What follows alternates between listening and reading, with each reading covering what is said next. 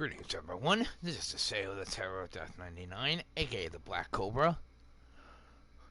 And I'm back with some more of Phoenix Wright, Dual Destinies. Now, time for a quick little recap of what happened yesterday.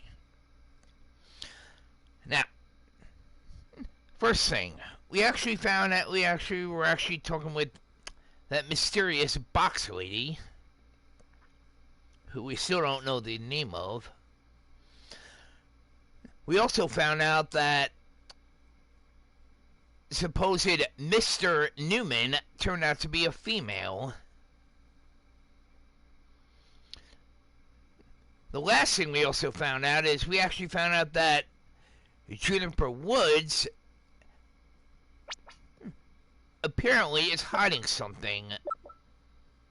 The main reason why is because she actually confessed to a crime which she obviously did not commit. Question is, why would she do something like that? I'm thinking because she's trying to protect someone.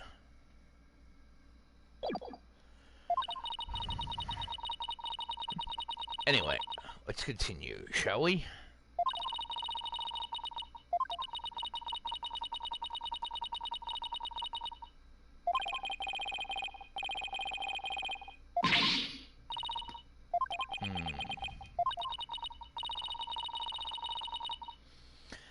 Juniper, she asked me to defend her because she believes in me. I felt completely helpless. If it weren't for their confession.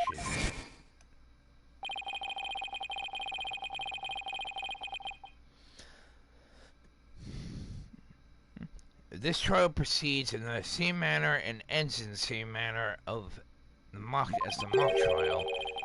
Would you not lose everything you worked for so hard to gain?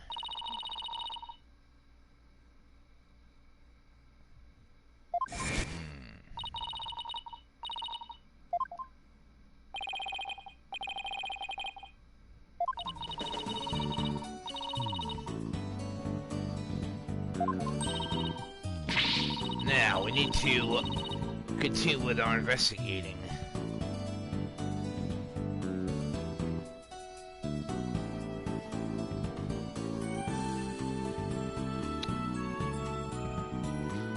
No comment on that, what Trucy had to say.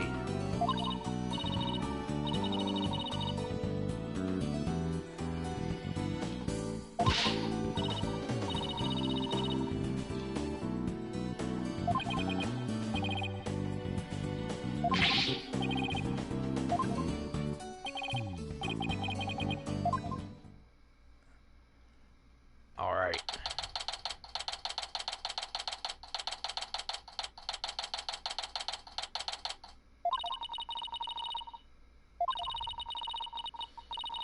What happened in court today? Where we go from here? Professor Means.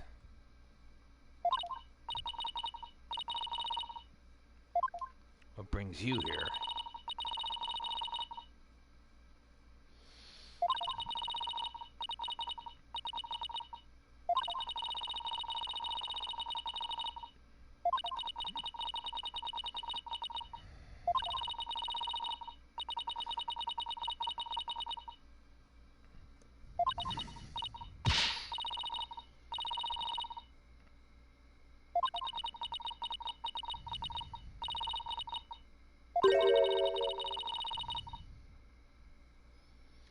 What?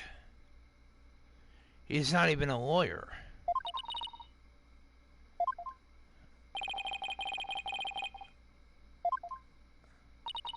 Professor Means is not even a lawyer. No. Not the way he wants to do things.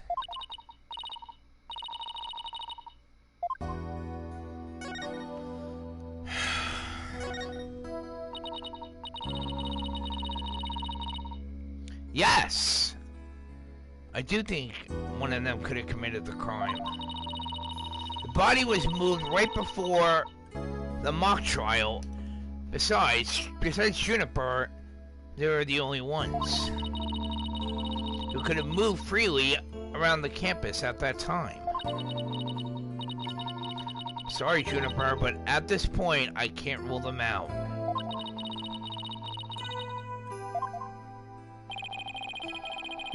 Juniper is seeking a lawyer who can clear out all three of their names. What? Why the hell would she do that? How could you possibly prove that all three of them are innocent?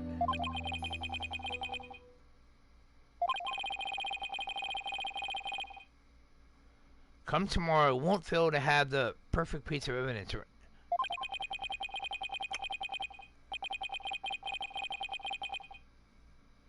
What?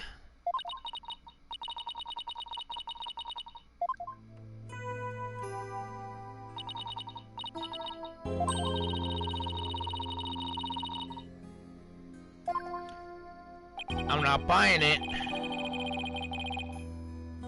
Alright.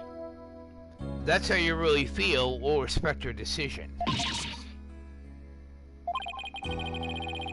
But we want to continue our investigation.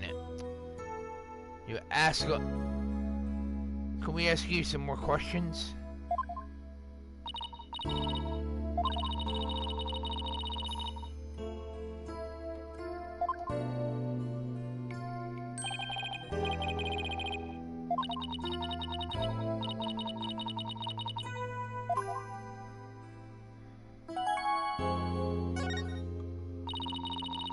About your confession, Juniper, it's not true, is it? You just said that because Miss Newman had confessed on the stand, didn't you?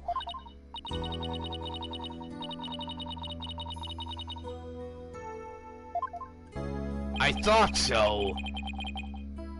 She was trying to protect her. You mean because of the school rule? The one that says you can't graduate if you are convicted of a crime?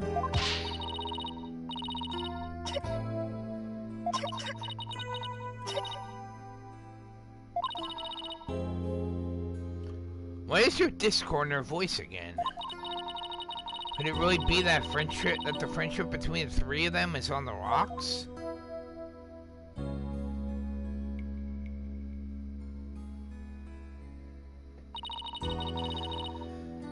There's more here than meets the eye.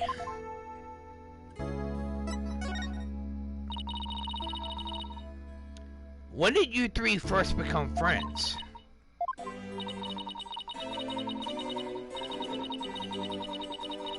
Even though we were in different courses, we really bonded from the first day of school. We vowed to work together to bring an end to the dark age of the law.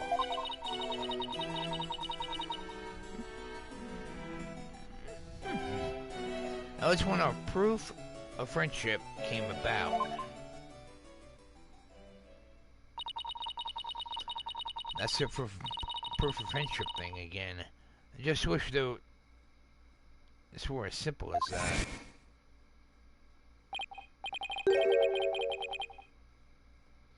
Proof of our friendship.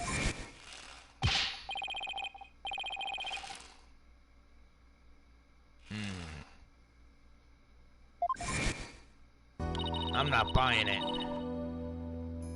But the situation kind of changed recently.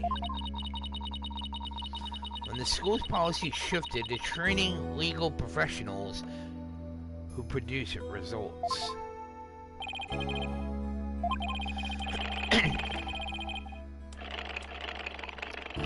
In the lawyer course I teach, producing results means winning trials. Professor Court, on the other hand, taught that finding the truth was the only valid result. Unfortunately, that clash of ideas created a rift among our students.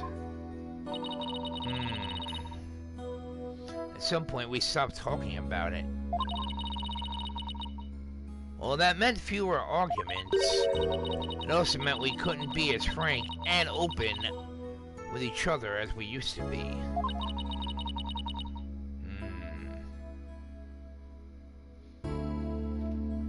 So it was one of those school rules that actually forced them... It basically destroyed their friendship. That's basically it in a nutshell.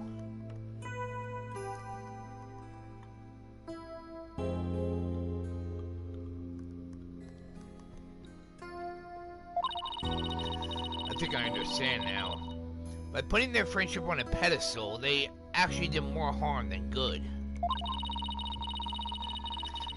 It seems the relationship between the three of them isn't as simple as I thought.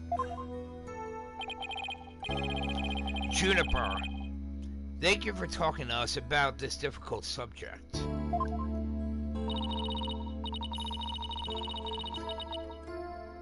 Now, if you could tell us about the day of the murder.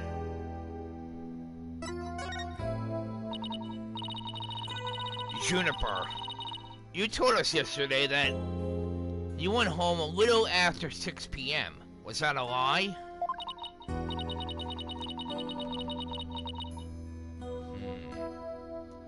Sorry I didn't tell you this before, but what actually happened was I left the art room a little after 6 p.m. and headed to my dressing room where I worked on my stage costume until 7 p.m. That's it? You didn't go anywhere else? No, nowhere else. If that were really it, then there would be no reason to lie in the first place. She's gotta be hiding something else. Juniper, do you remember this picture?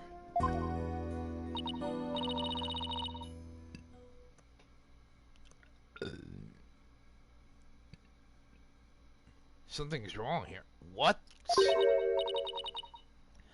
Wrong? What's wrong?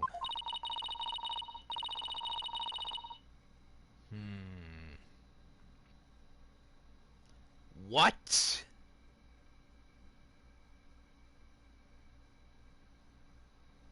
The victim was already dead at that time. I took this picture at around 6 p.m., which was before I left the art room. The clock here said just after 7 p.m.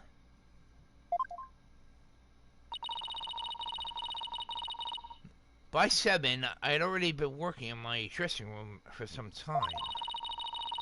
So there's definitely something wrong with the time in the picture. I don't think that's the only thing that's messed up.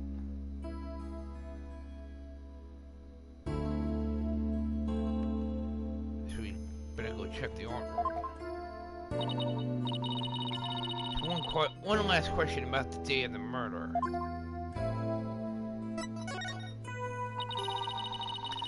On the evening before the mock trial, the evening of the murder, you ran into Hugh O'Connor.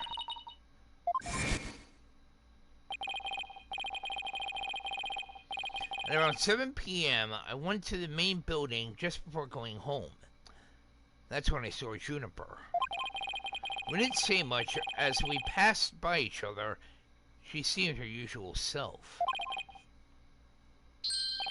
That's it.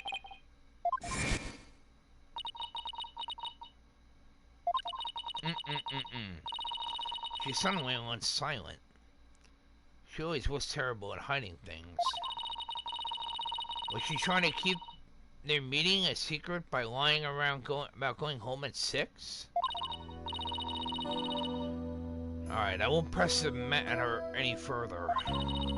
Is there anything else you noticed on the night of the murder? I don't know if this will help, but that evening I went back to my dressing room to get something I'd forgotten there. It was well after the last bell rang. I'd say around 8:30. 6:30, huh? That's over an hour after when the crime scene supposedly took place. That's where I noticed that both stage statues were finished. They were quite large, and they were each covered with a white sheet. But I could tell. It made me happy to think that after all that hard work, that they were finally finished. The statues that Miss Newman made. So they were covered in white sheets?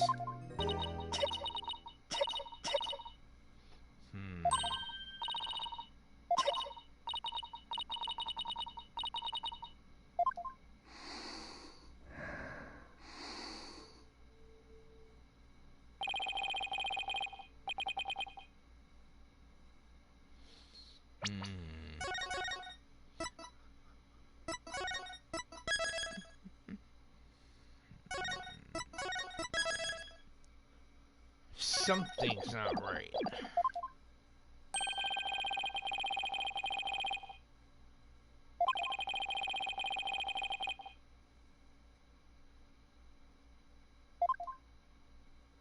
Hold it! Hold it. Juniper, I have a proposal.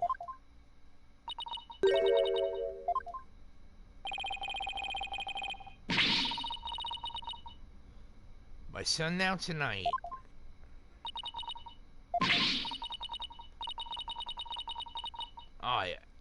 along with the polished justice, we're going to discover the truth behind this murder mystery.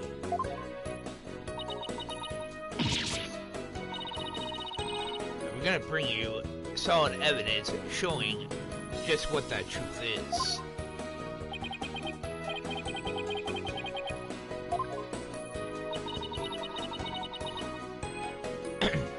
In doing that, I want you to promise that you will accept it, Juniper, no matter how hard it is to hear.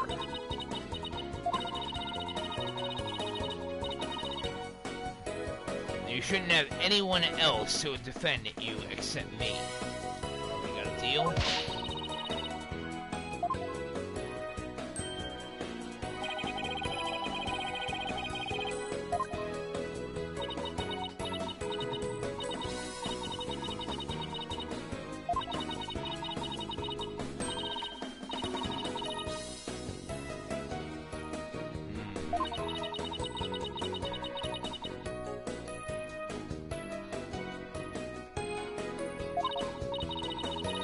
Juniper, it's way too early to thank me.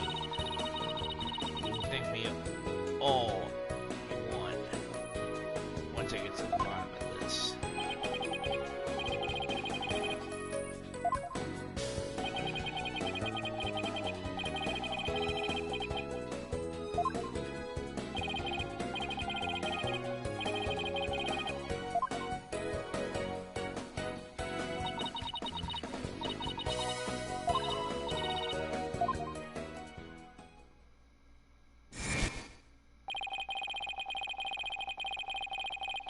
This trial proceeds in the same manner and ends in the same way as the mock trial. Do you not lose everything you've worked so hard to gain?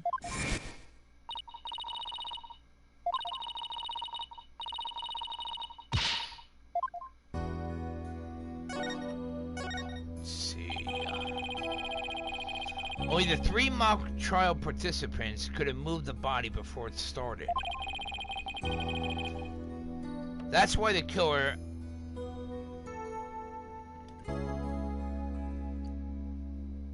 must be Miss Newman.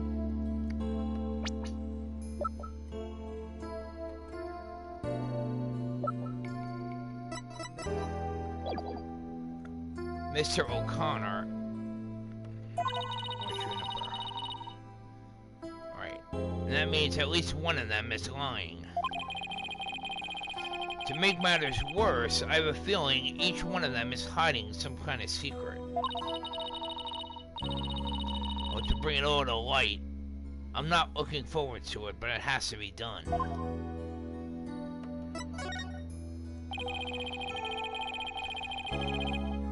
Today's trial focused on the day of the crime and the actions of those involved.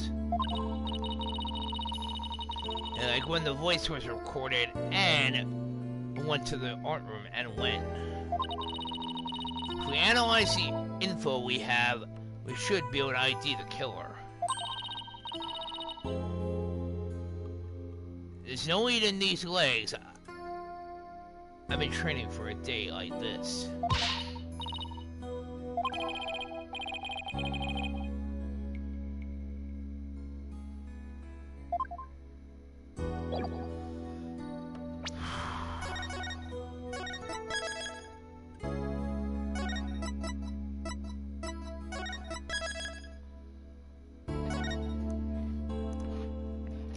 Something's not right.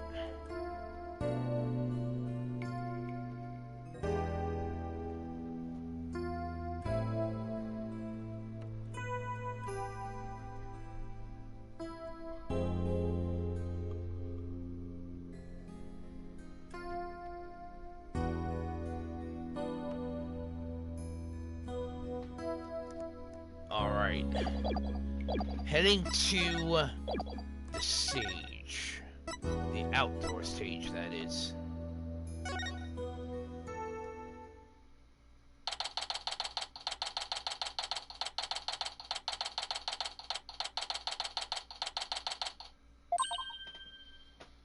Let's see what we have here. Something did just move. Well, if it isn't...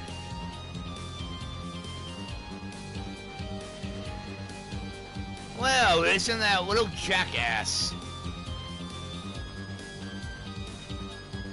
Prosecutor Gavin. Glavin, I should say. Prosecutor Glavin, what are you doing here? Do you think sneaking onto campus like this is just slightly suspicious?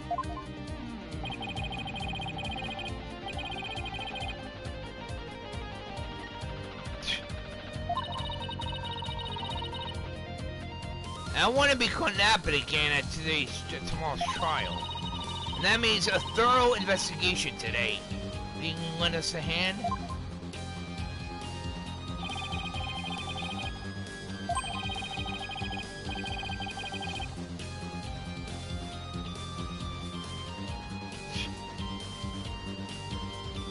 I intended to help from the start.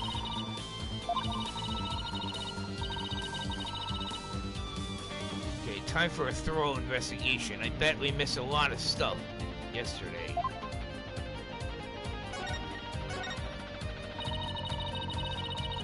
Professor Glavin, you were scheduled to perform at the school festival, weren't you?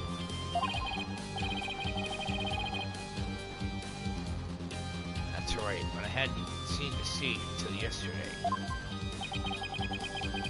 That backdrop with the starry sky and big crescent moon isn't half bad. We also had some tricks up our sleeve to make the concert really rock. Pyrotechnics, a fog machine, big banners, things like that. It will look like this.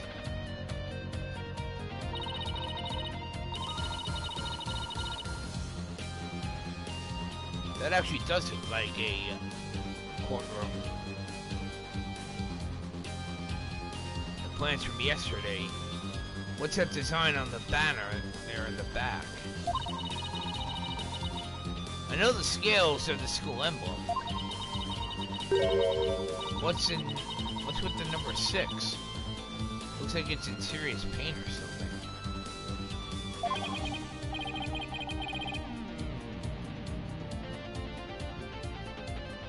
Ixnay on the Ixie. Gavinier's logo, Florida. Oh, a nice pig Latin. Forehead, really smooth.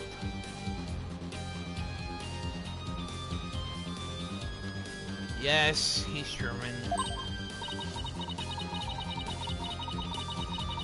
Looks like the number 6 are rocking seriously hard.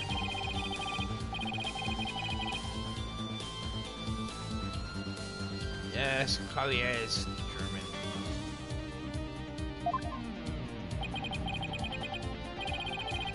So where is the banner? I don't see it anywhere on stage.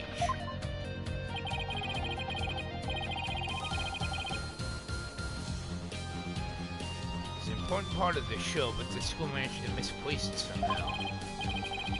It's a pity. Land especially made from heavyweight high-grade cloth. A missing banner and 2 broken statues.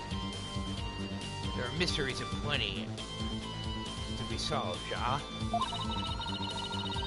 I'm gonna think of it. One of the broken statues was a prosecutor Goblin.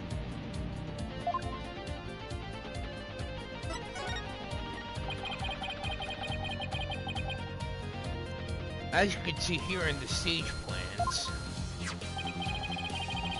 right here we have the statue of me. And right here, right, statue. Little does that no matter. Little does that matter now, as we both lie in places next to you, go ahead.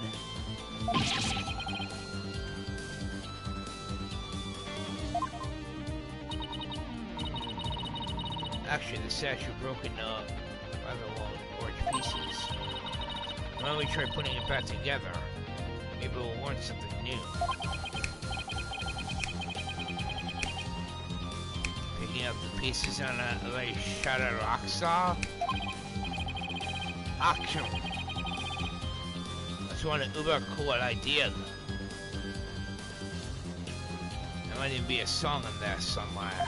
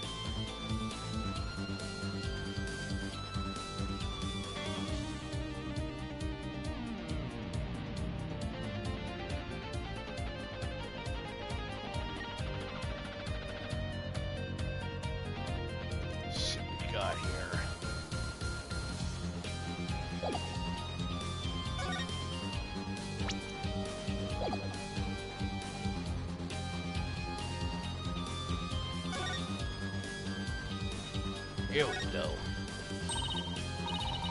Found one. A piece of Prosecutor Goblin's shattered pride.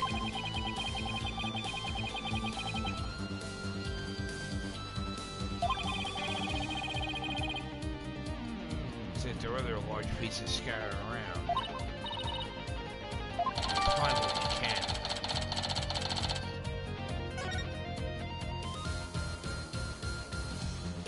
Here.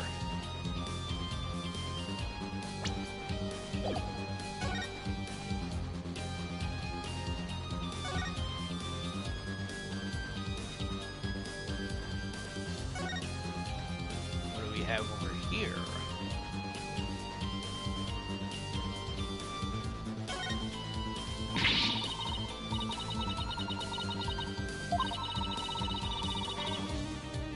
When the world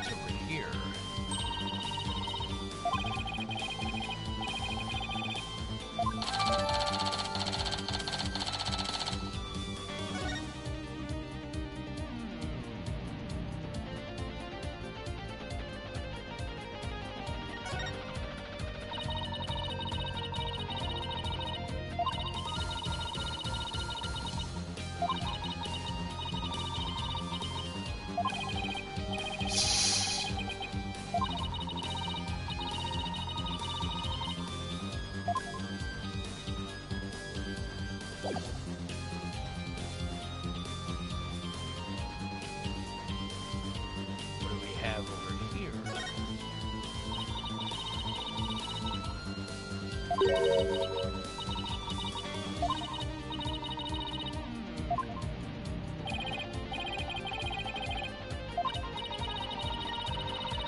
a future cardboard box technology. That's avoiding that. Supporting us.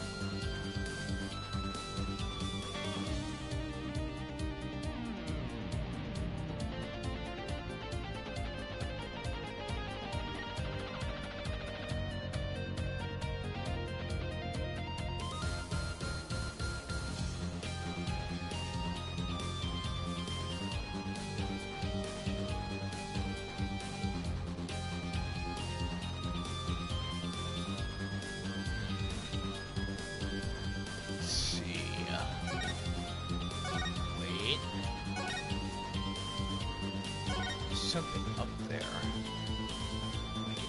I definitely know. Something is up there.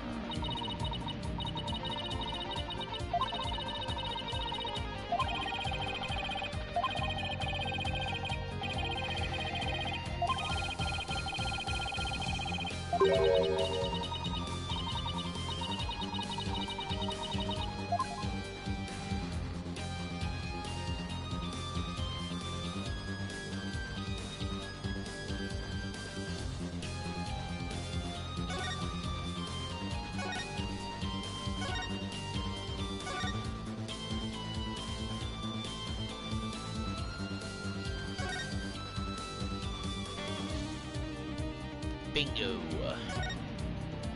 There it is.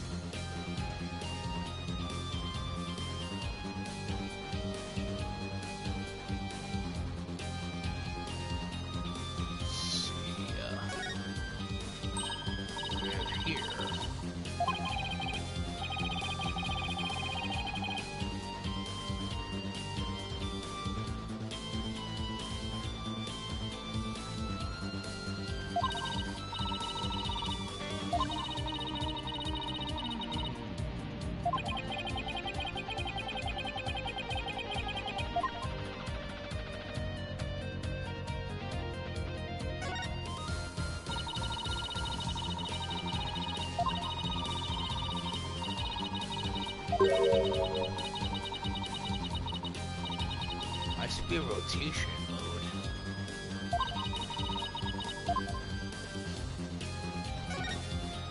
Sounds like a revolving door type thing.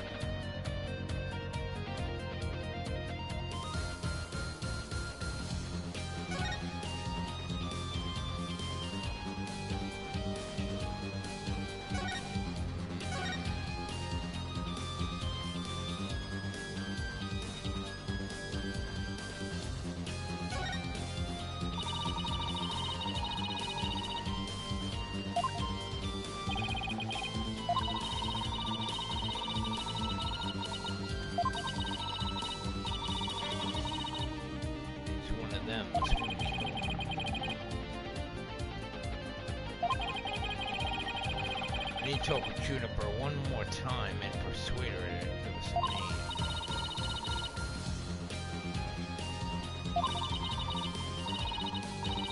No time to lose, but we can't rush it either. Efficiency is the key.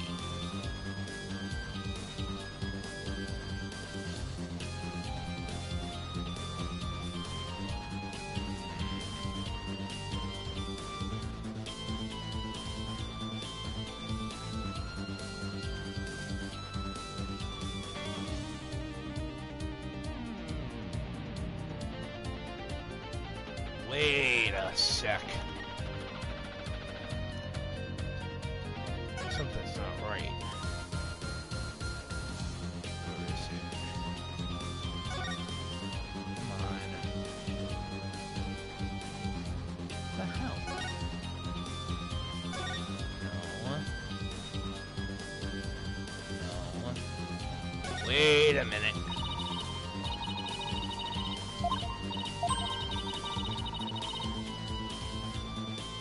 Embroidered.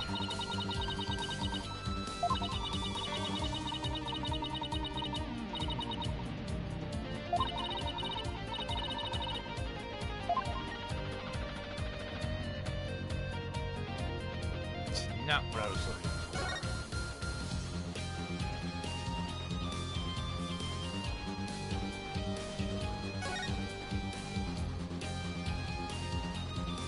It's gotta be here somewhere.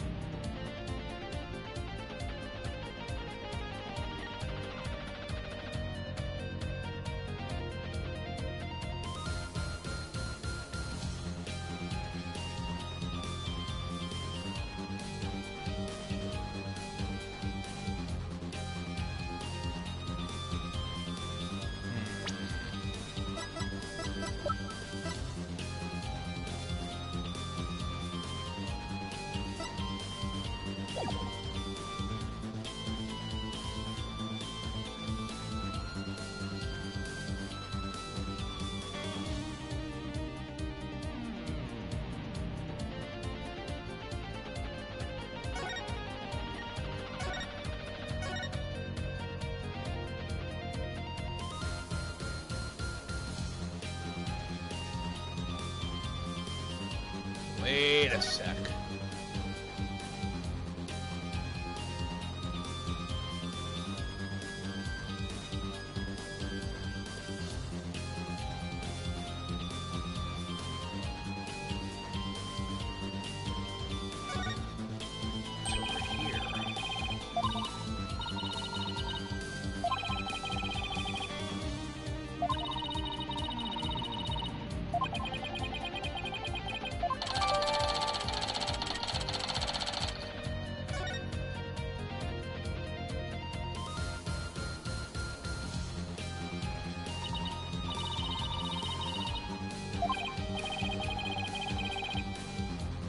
Statue together, back together.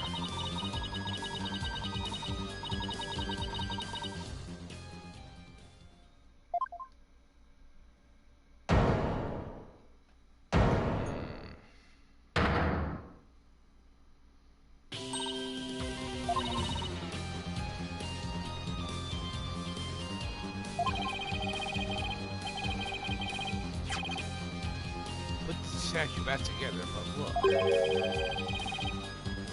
White pieces.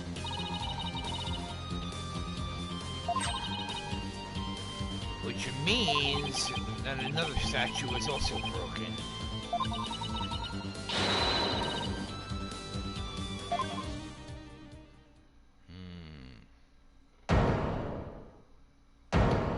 Right there.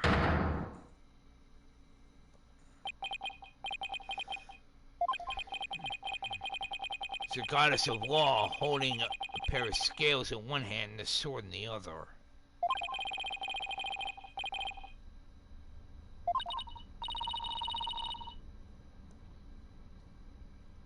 And the feeling you get after you work really hard on something.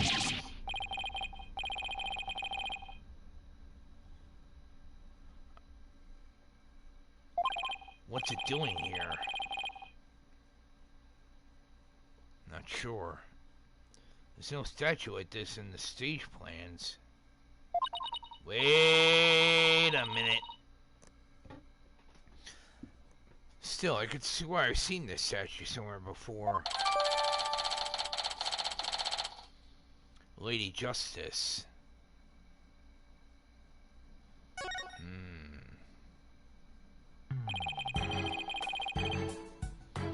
The more we learn, the deeper the rabbit hole gets.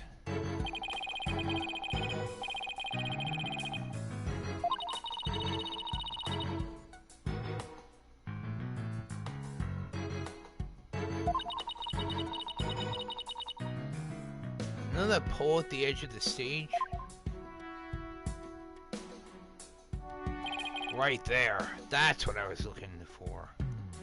And this. And that's a wire that goes off and connects to something else. Somewhere.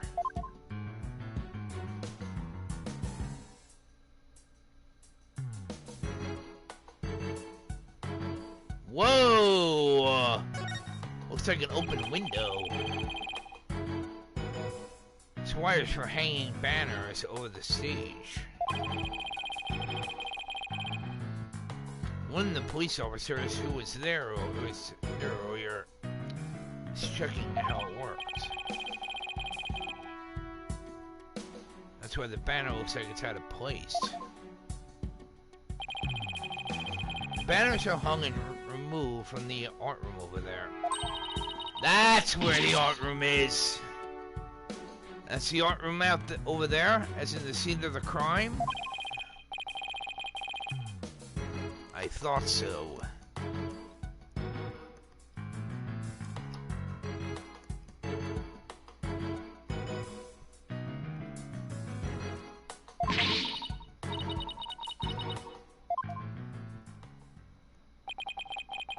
Detective Fulbright.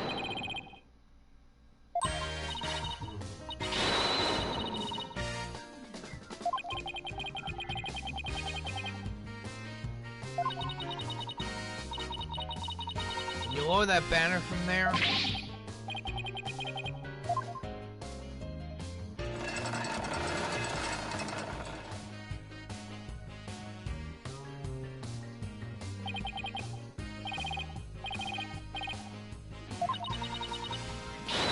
Thanks, Detective. Just as we trust.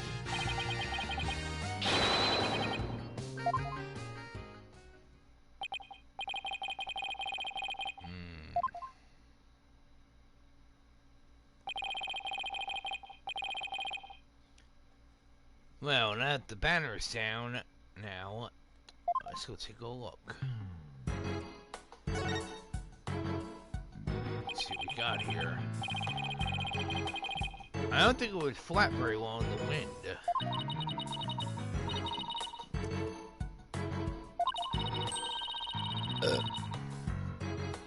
Goes perfect with unflappable wires and unflappable rockers. Looks like it was made for this very stage. The bottom part is all knotted up. I'm trying to unravel it.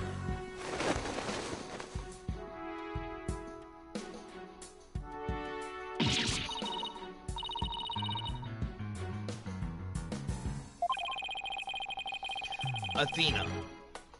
There are some things that have to yield to forces beyond themselves.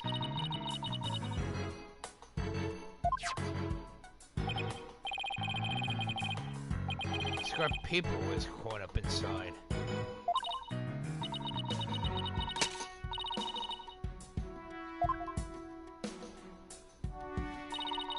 October, Hugh 120. Looks like the note was ripped. And I think I know from where. Right here. The victim's planner book.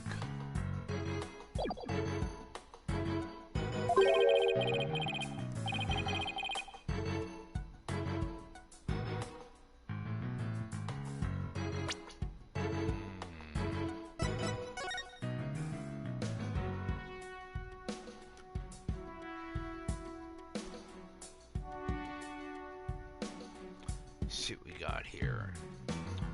22nd, routine report. Need to speak with Hugh O'Connor.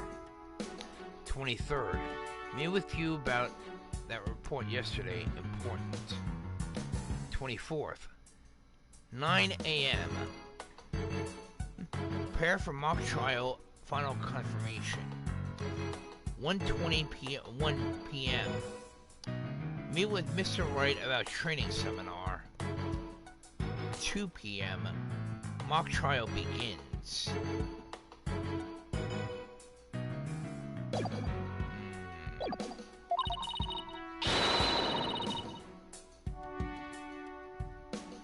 I don't think so. I don't think it was a test score.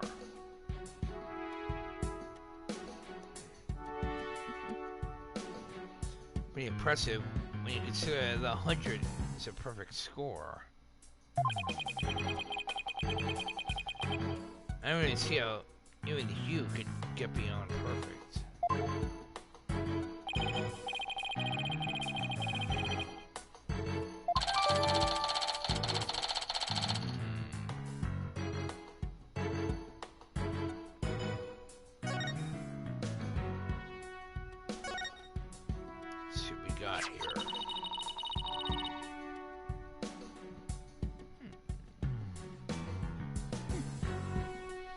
This is the emblem that's on Juniper's school uniform.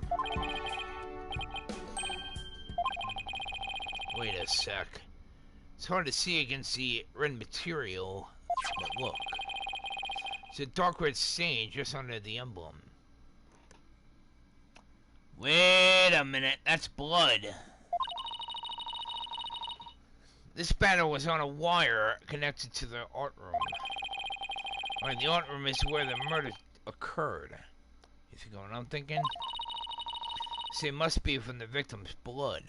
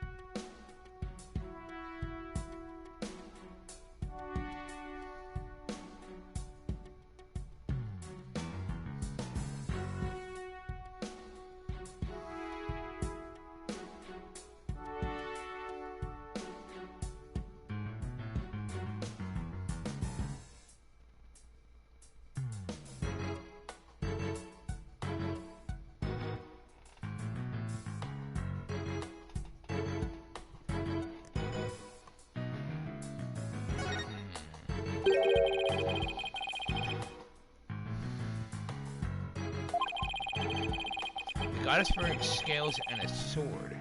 She is a symbol of fairness and strength. But Juniper's symbols were shattered along with the statues of Mr. Wright. This is a direct challenge to the rule of law. Well, if they want to fight, they've got one.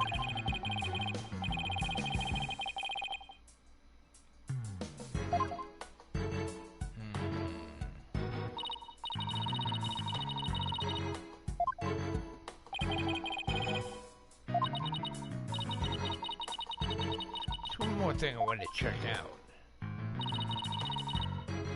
The middle fence. It's just it's just that one segment, so it seems out of place. Looks like they were in the process of removing that after the stage was set up. They weren't able to finish on account of the murder.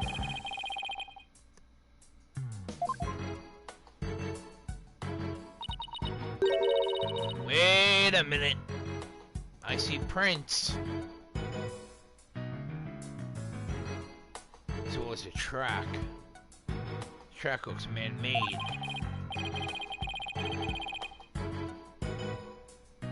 Somebody obviously climbed over that fence.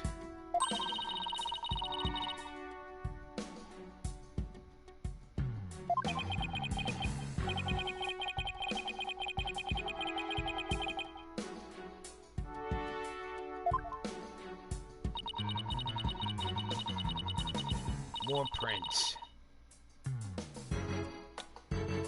Actually, it was a trap. Track.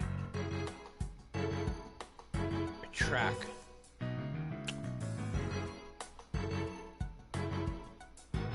Sounds like the victim was dragged there. It's like something or someone was being dragged through here. This is where it started. Whatever it was, it's long gone.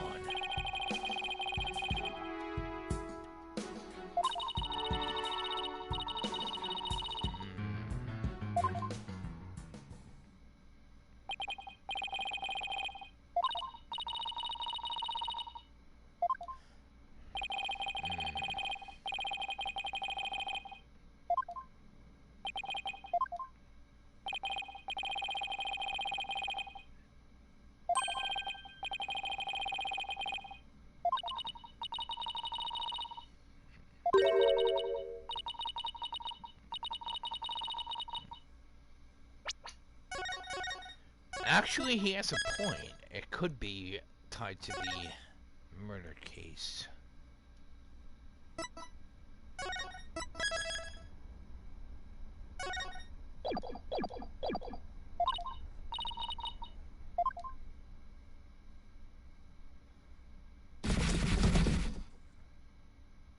What the hell?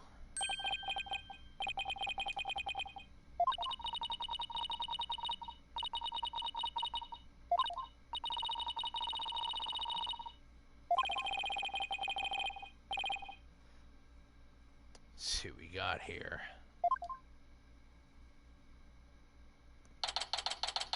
Maintenance area.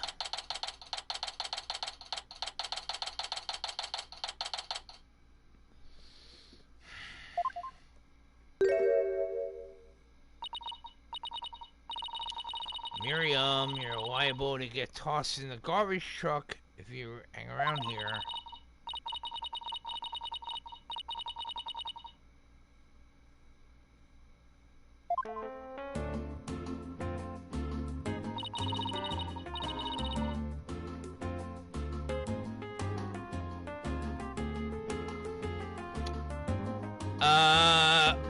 What?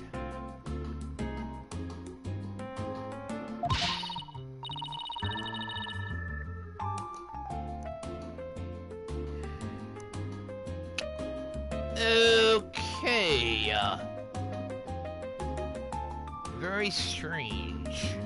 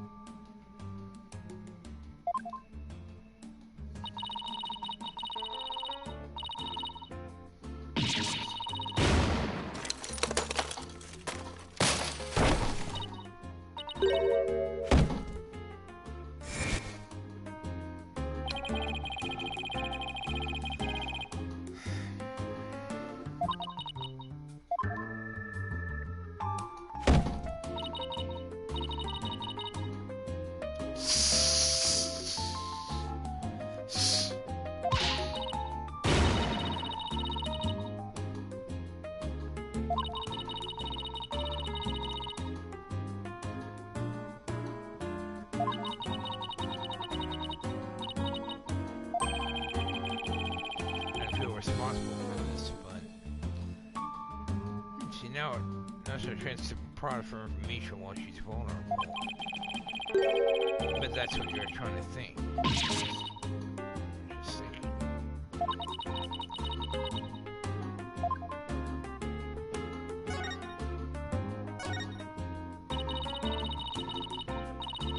That was you on this stage earlier, wasn't it? Why'd you run off like that?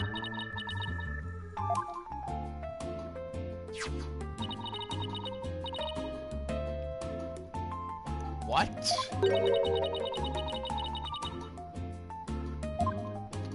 Burned a rag.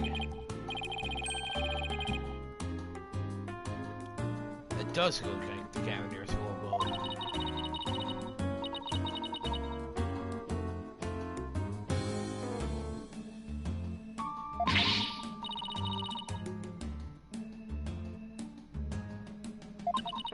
The incinerator. Did Blackwell actually make good on the threat to burner box?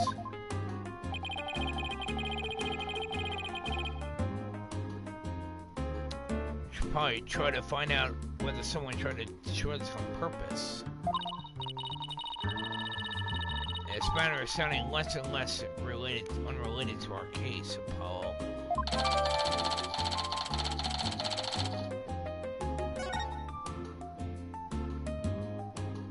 The depths of despair.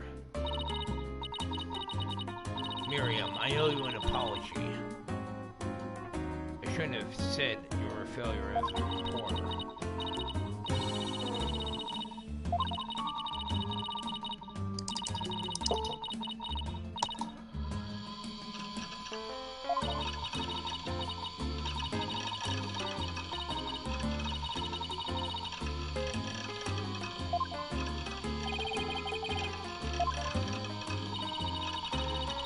Miriam, you should keep publishing your paper. I didn't mean what I said, okay?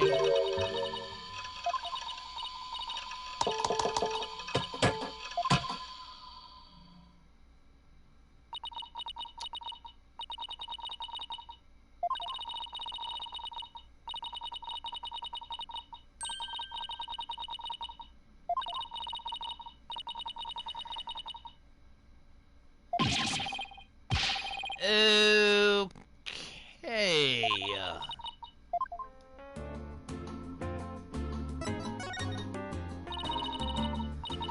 Don't worry, Miriam. Your photos may be gone, but the memory of your photographic genius will live on forever in all of our hearts.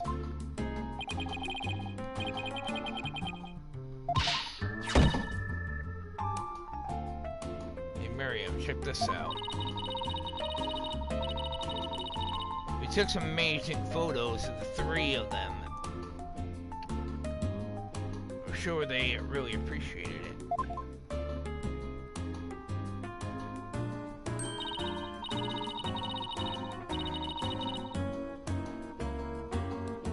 He's a member of the newspaper club. Only member.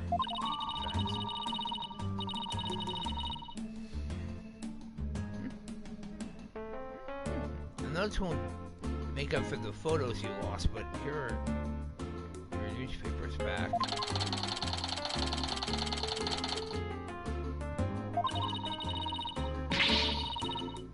The rest for the wicked. That's a good point.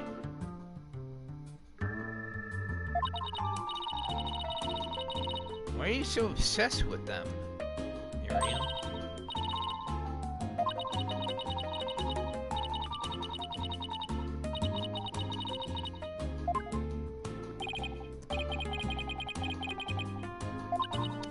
Yeah.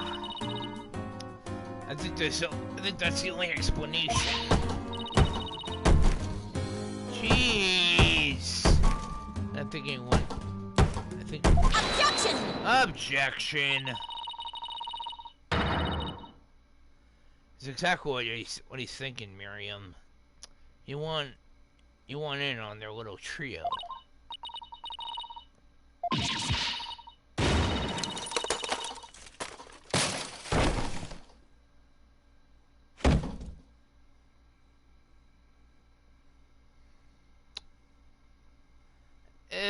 Okay. That's one abused laptop.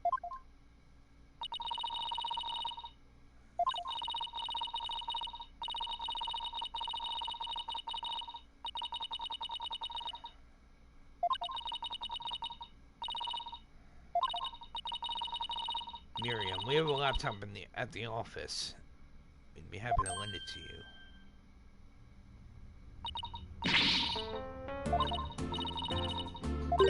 Condition. I want you to ask Junie, Robin, and Hugh if you can hang out with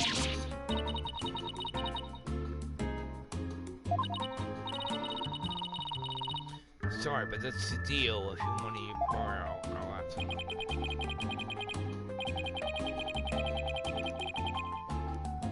Good cop, bad cop, rolled into one.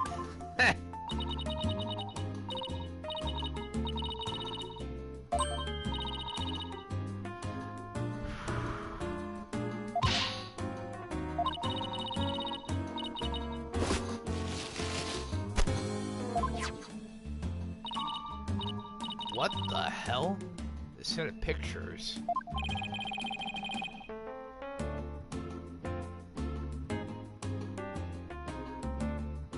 Whoa! Said they're setting up the stage.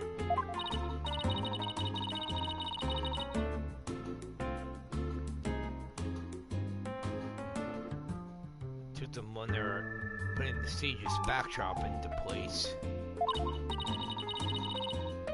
You're an eye for photography. What I can make out anyway. So the last two photos that didn't get deleted.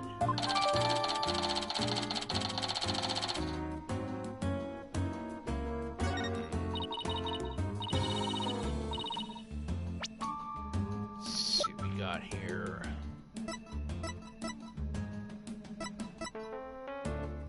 Burnt remnants of the Gabineers banner that was tossed into the incinerator and later found by Miriam. Let's see what we got here. Wait a sec. The timestamp.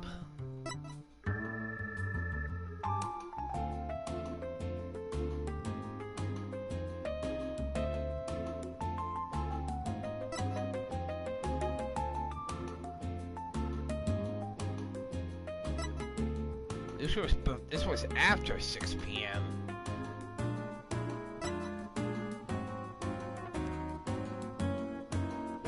So the stage wasn't set up until after 6 p.m.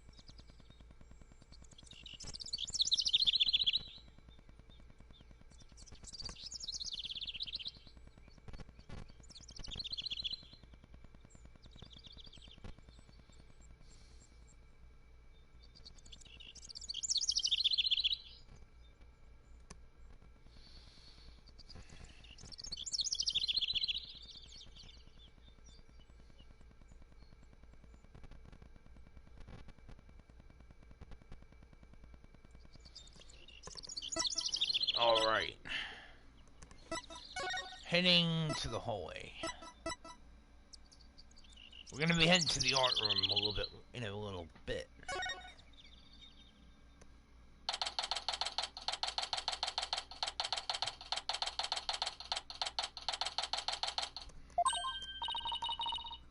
There's Hugh over there.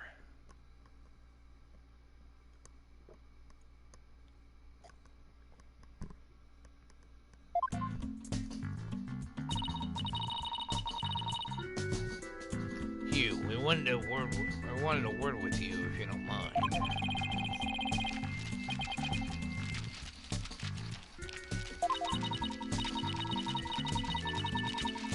I knew it. There's a hint of discord in Hugh's voice. You're not getting off that easily. After all, you're a possible suspect. Plus, you're actually confess in court there, Hugh.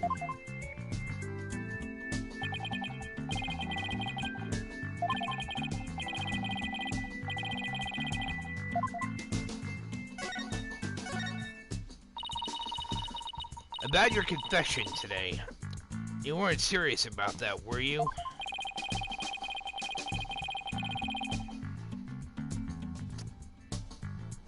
What? Just say I had no choice thanks to a certain lawyer who failed to get the job done. So you're really prepared to take the blame for this?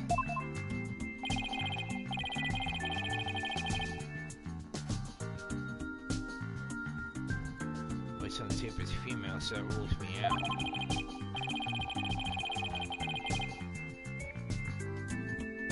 Let's put it this way. You don't actually believe that ridiculous play on words, do you?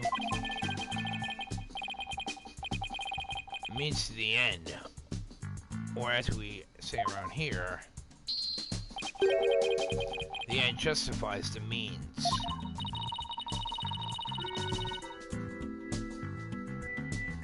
I actually do believe the voice is shouting Hugh O'Connor. Juniper's confession was quite advantageous for the real killer.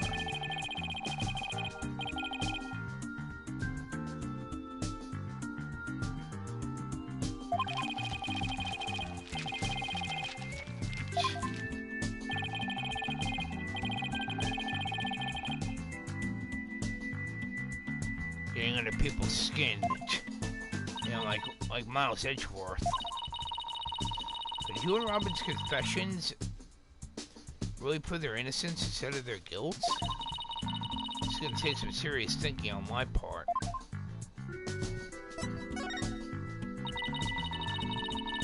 It sure looks like Prosecutor Blackwell was twisting your arm to testify earlier today. Is this some kind of secret he's using against you?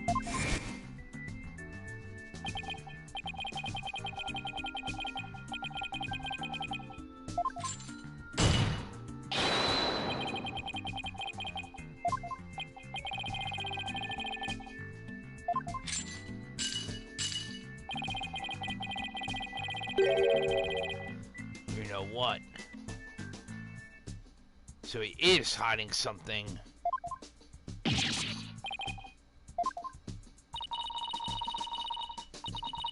Something it doesn't fit.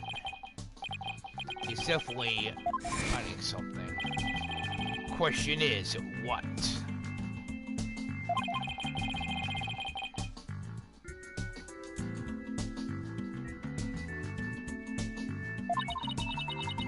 So he's not denying it. That secret might be causing the discord in his voice. Then again, we have the same problem with Juniper.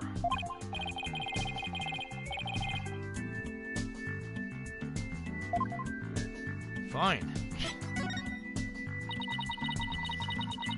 About that meeting with Professor Court on the 23rd, what did she want you to see? Why did she want you to want to see you?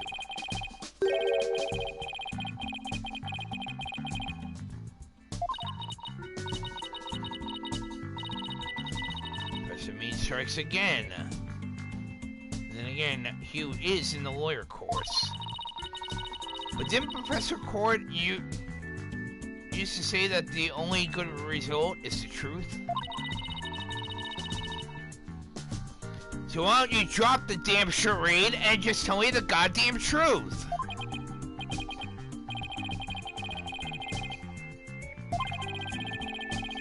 Truth isn't necessarily your friend, nor Juniper's for that matter.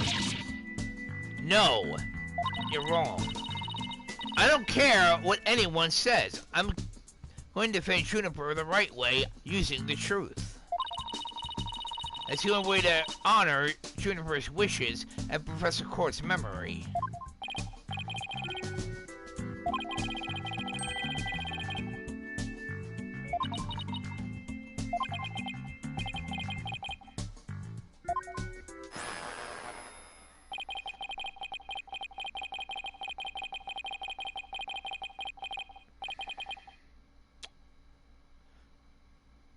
What?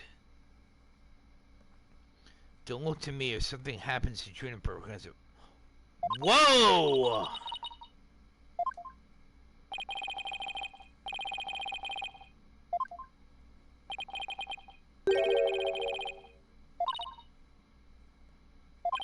Were.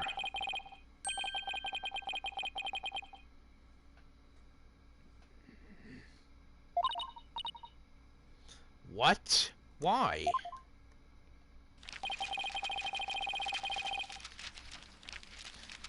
Zen and the art of mastering the bar exam. What the?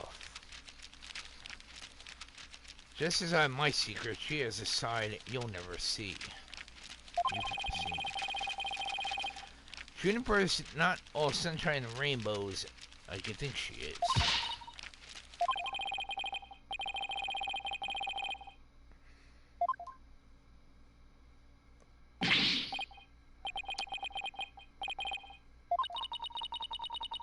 He doesn't care about her anymore? Why would he say something like that?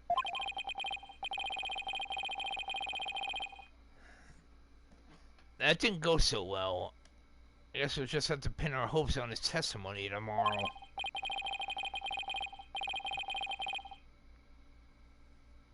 I say we head over to the art room. Might be a nice change of pace.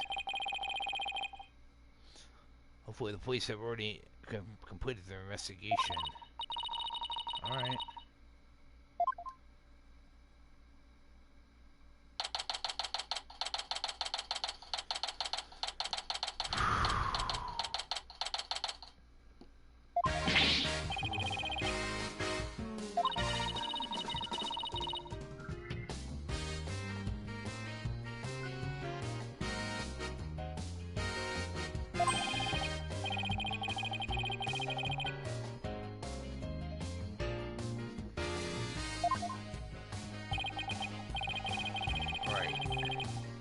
So this art room was where the murder actually occurred, right?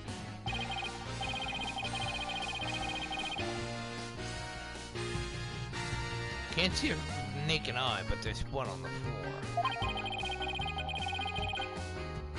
The area ripped off the middle of the room marks the spot. Police investigation is done, so if you want to look around, knock yourselves out. Art room investigation. Want anything new, Detective Fulbright?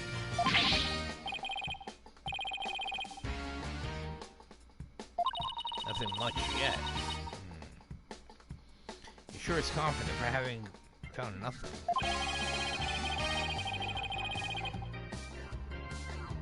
But if we're talking outside the art room, that's been a major breakthrough. Oh dear. Unless I find out what that is, I don't know what I should do. I don't need theatrics. I was told I could fill you in on this one.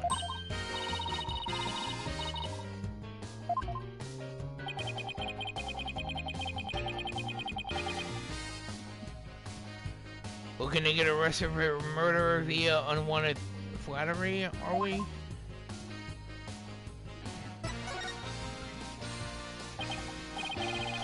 So, what's the major breakthrough you mentioned? Yes.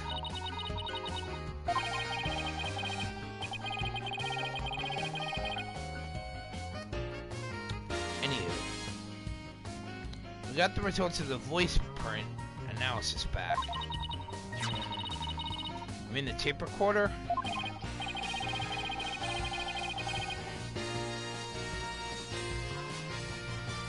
What? Voice belongs to the suspect, Miss Woods.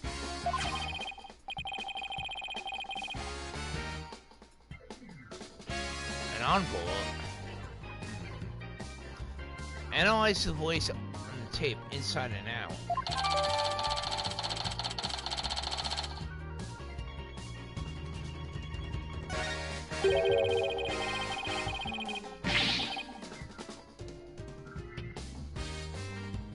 The voice on the tape was saying Hugh O'Connor.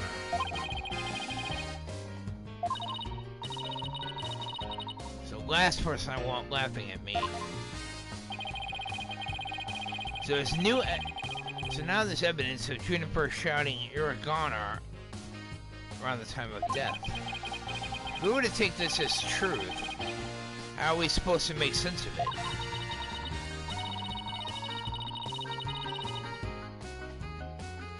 I can't think of any reason why Juniper would shout that in the first place.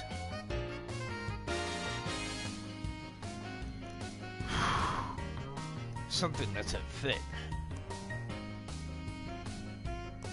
Yeah, I'm not buying it.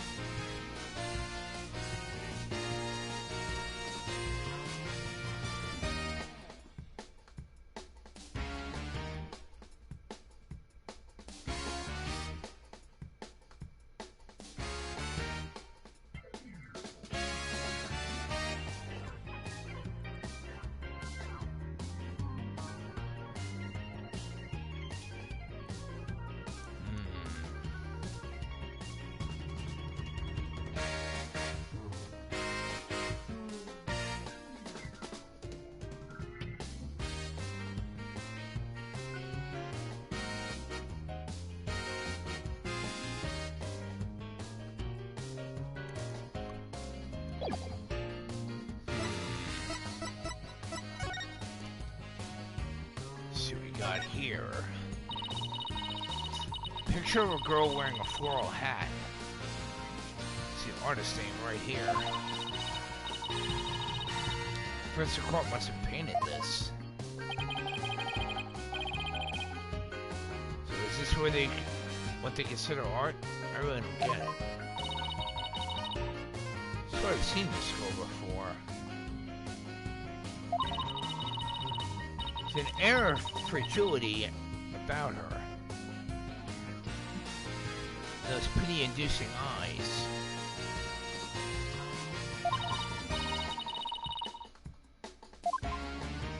Is this again?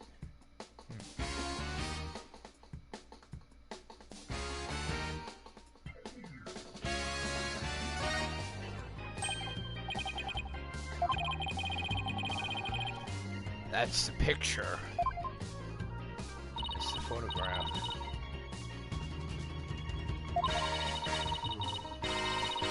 I'm a member of the Fine Arts Club. Maybe she can shed some light on this. See a paint palette.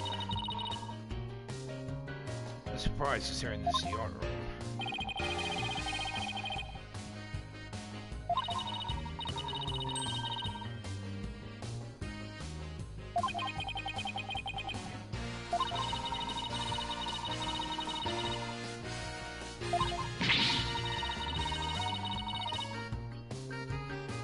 This Professor Court sending us a message beyond the brain.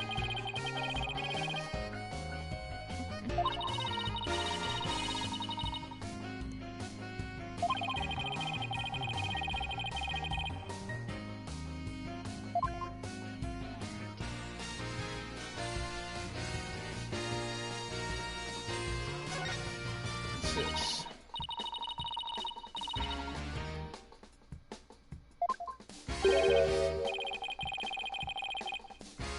It's like a snake curled around a brush to me.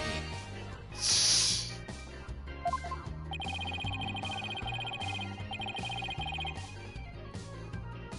a ladybug.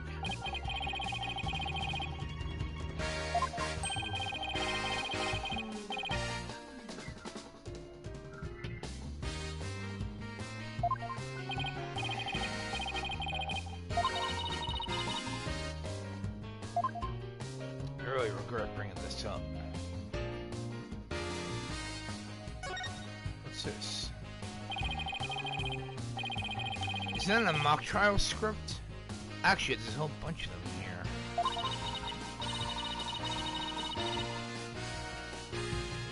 It's like everyone from the judge course submitted one.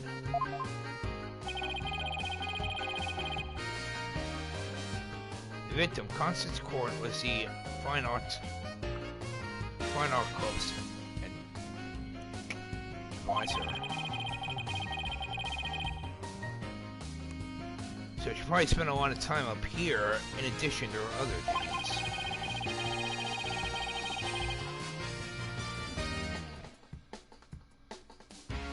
This isn't where I keep a bunch of scripts, but I'd wager that's how they would end up here.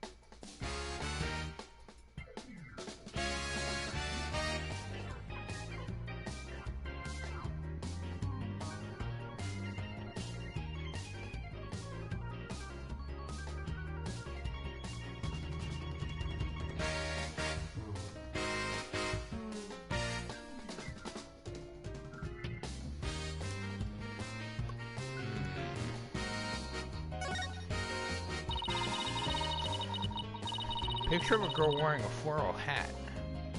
Artist name's right here. Robin Newman.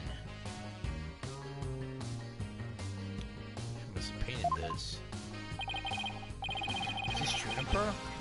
Clothes are different, but a piece of paper is stuck to the back. That's what it says. Completely lacks Professor Court's artistry. Must keep practicing. I think it's funny good myself.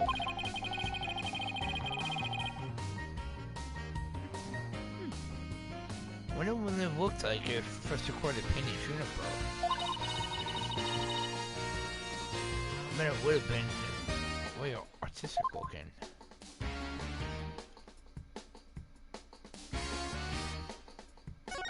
What do we have here? These busts sitting on a shelf. A judge or defendant, and either a lawyer or a prosecutor. Technically, it's both. Should be a judge, a defendant,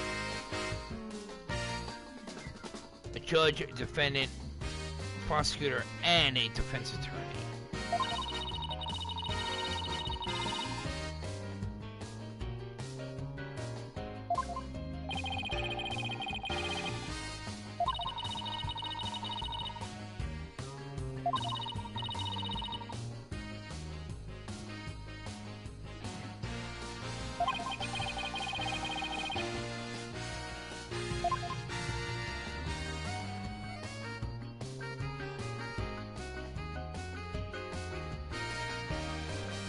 Like this is the one that fell. Hold up. This is the cop that created that major problem for Juniper. Let's take a closer look.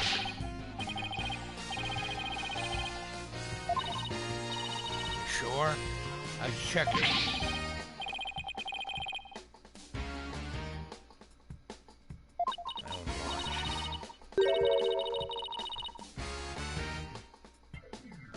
Detective Fulbright, did you notice that your watch had stopped?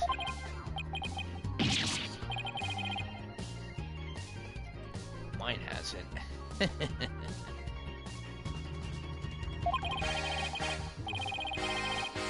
We obviously can't rely on him. Let's take a look for ourselves. Let's see. Wait a second.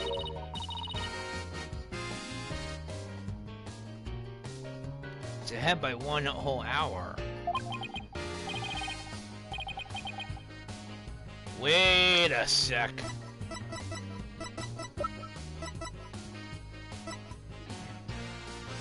Gotta see something. Right there! This timestamp. Let's see what we got here. Voice print analysis. Let's take a look. Does the voice shouting "You're a goner" belong to Juniper Woods? Result. The voice is a perfect match. Note 1. Testing is underway regarding signs of post-recording editing. Note 2. The tape has about 10 minutes and 35 seconds of noise requiring further testing.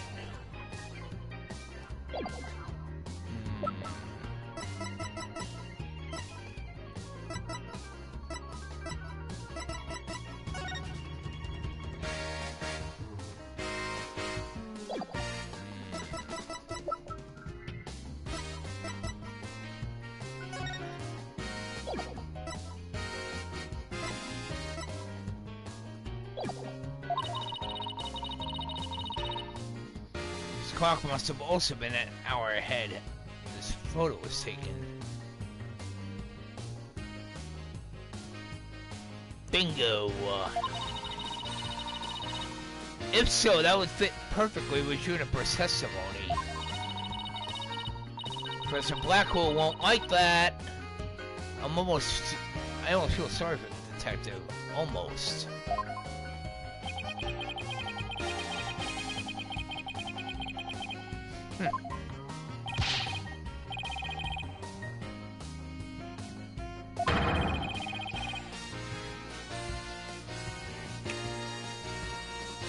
That's a good point. Reminds me of one of the games in the one of the original Phoenix Wright games. Mainly the first one.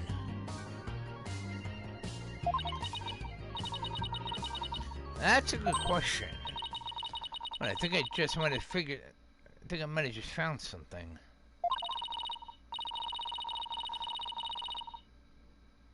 Detective Fulbright, you would agree that there is a moon outside the window, right?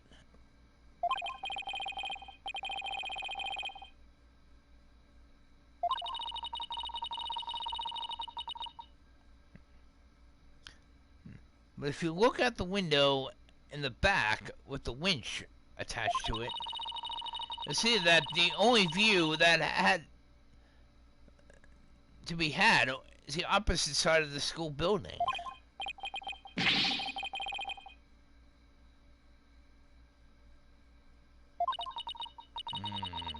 I wonder.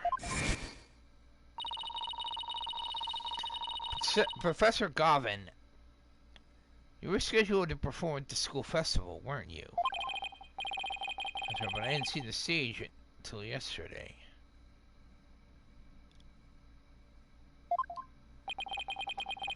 That backdrop was the scary sky, and Blue Crescent Moon isn't half bad. Right there!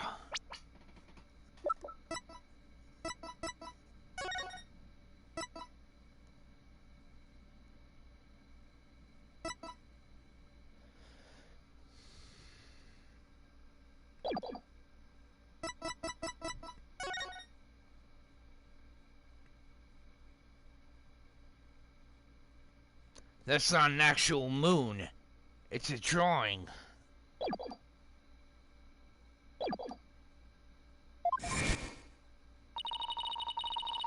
Is that the same as the one painted on the same on the stage backdrop? The proof's right here, detective. This shows it was 6 p.m. when the photo was taken.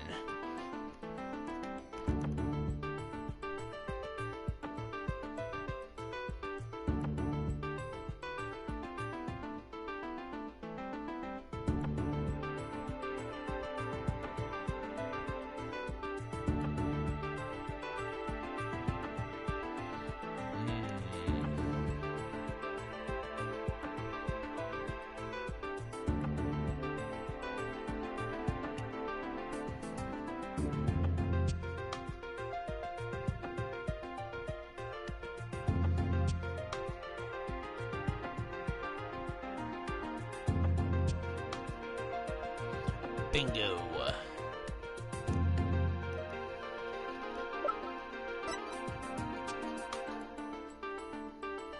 Take that!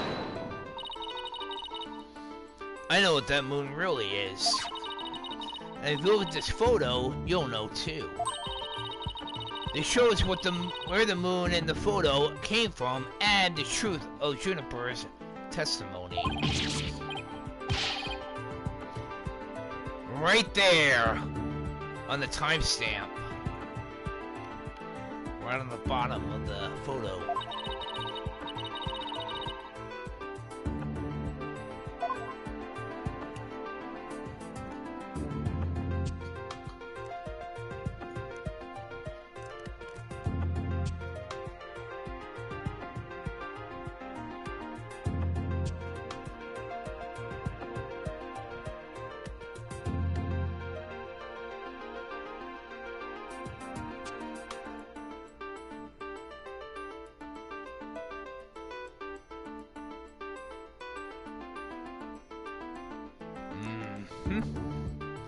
Right here. Take that!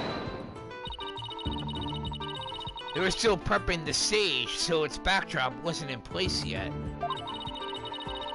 This photo shows them in the process of moving the backdrop into position. I can see that the big board hanging here, size matches as well. But there's no picture, that's a crucial detail. It is, but I believe what we're seeing in the photo is the back of the board. That's right. And around 6 p.m., when this was taken, a photo of the same board was being taken from the front.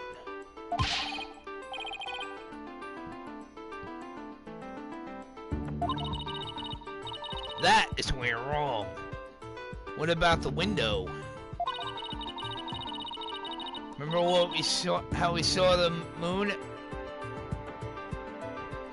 Remember how we said that the moon shouldn't even exist in the photo? Take a good look. Bingo! That's exactly it. In short, the photo was taken while the backdrop was being moved. And as you can see here, it was around 6 p.m. when the backdrop was being set in place.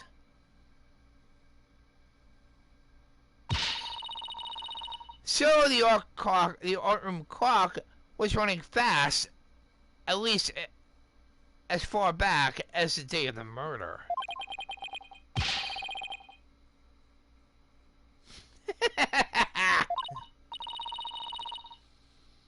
Yes, I just blew a hole right in the just blew a hole in the piece of the prosecutor's evidence.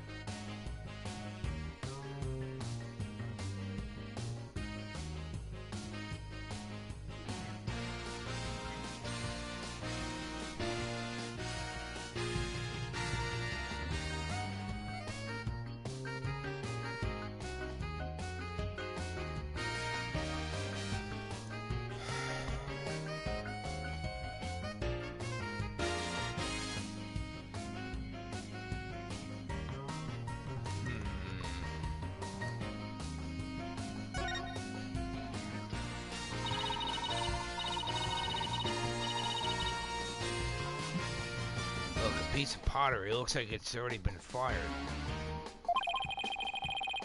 I bet it won't last long. Not with the way she deals with her own work, anyway.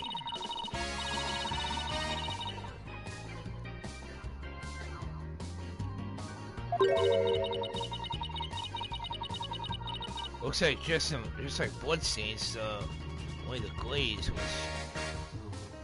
dribbled onto it. Bingo! Blood stains. There it is.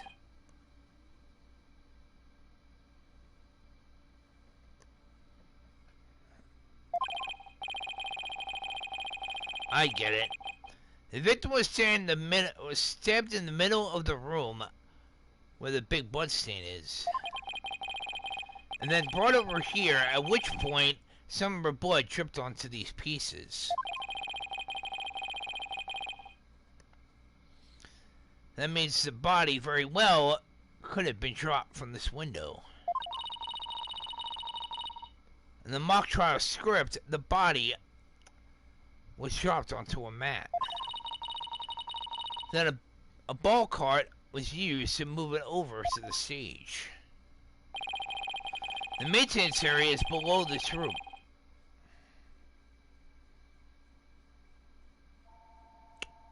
One moment, please, everyone.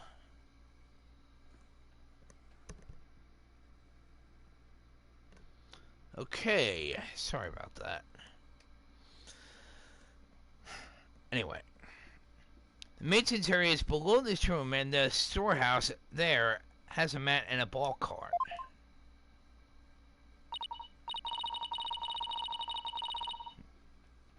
So even the moving of the body was carried out just like in the script. The killer sure had a thing for Juniper's script.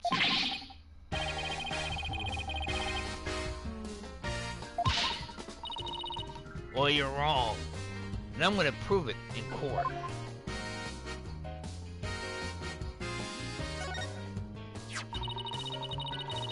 mock trial script on the floor, and nearby an envelope marked use. What if Miriam's script is ever really inside that envelope? Let's see here, by Miriam's script, the title is Golden Yar, Crimson Blood and Dark Judgment.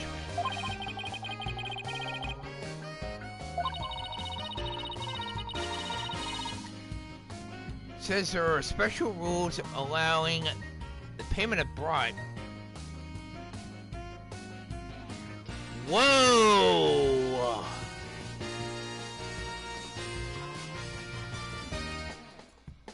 Says there are special rules allowing the payment of bribes while court is adjourned.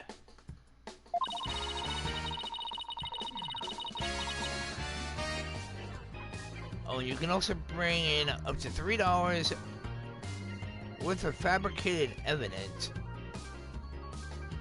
Also it says, look into the darkest mock trial ever, where the end justifies the means. The prosecution claims that this is the script that was used, so that was supposed to have been used.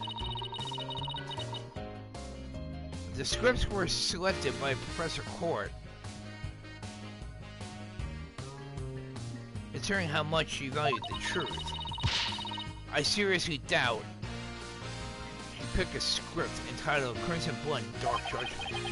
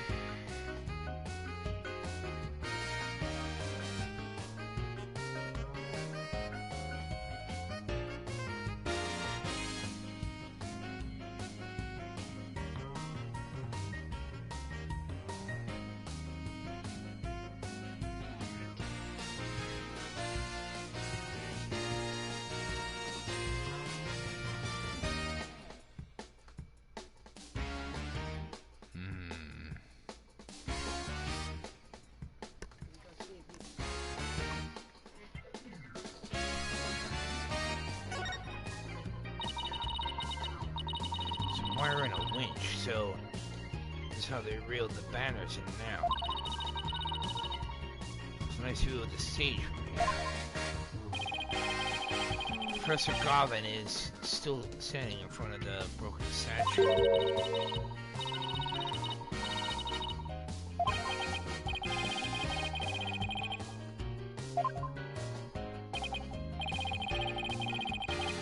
We'll examine pretty much all we can.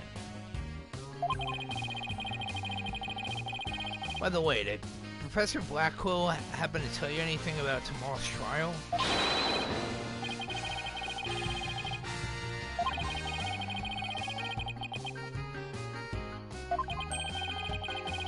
That's where one concerning the suspect's actions that day.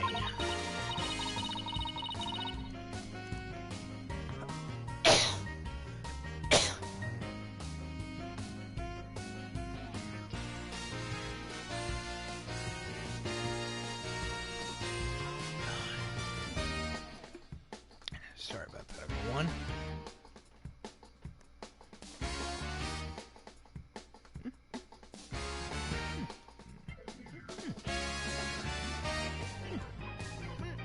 Wonder what the main argument will be about now. How the body was moved would be my guess, but Professor Blackwell has got his own plans. What does he now? Detective Fulbright.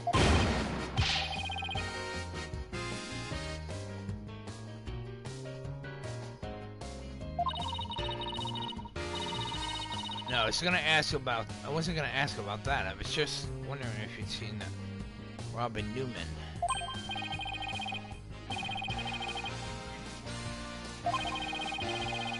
The lecture hall.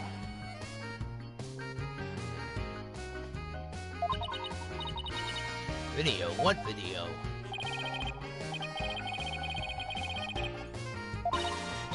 Indeed.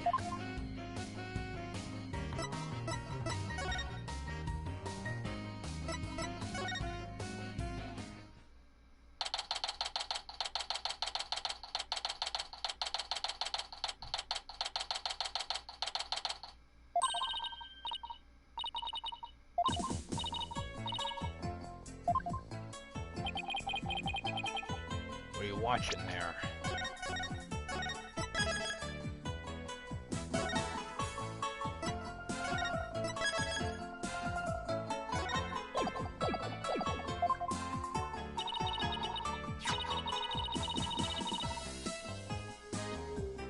A video of the mock trial.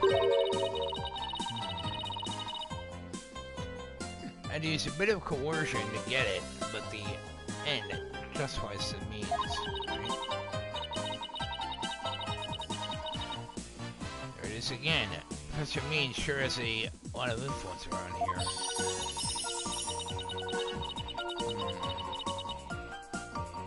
So she used coercion.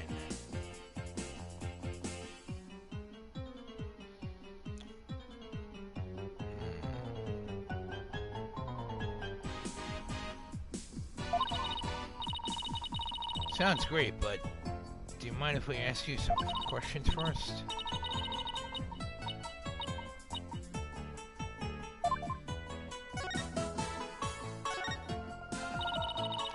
About your confession today, why did you do it?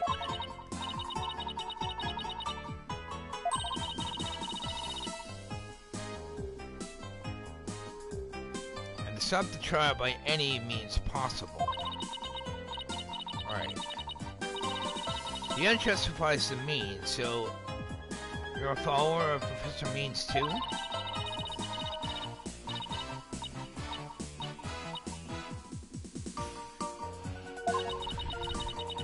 You brushed that one off like a pro.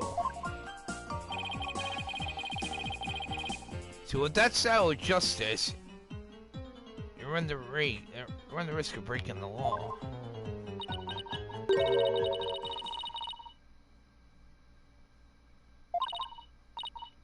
What? Why?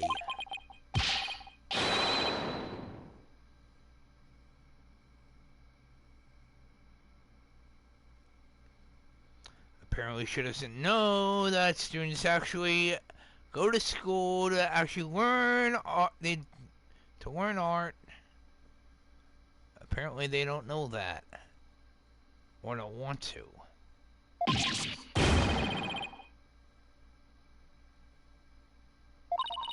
What? But if the trial went south, you'd have to drop out and give up on being a prosecutor.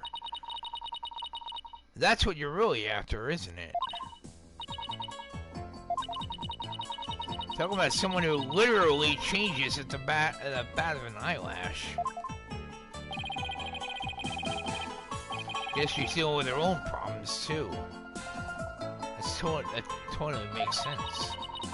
I suppose so, but that doesn't make what she did right.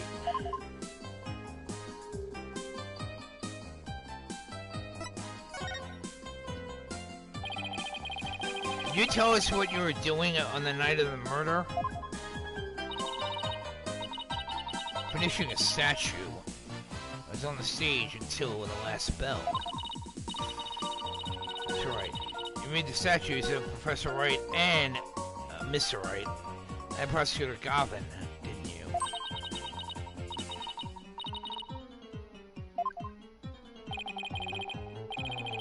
This is just a formality, but can you prove you were making the statues at that time?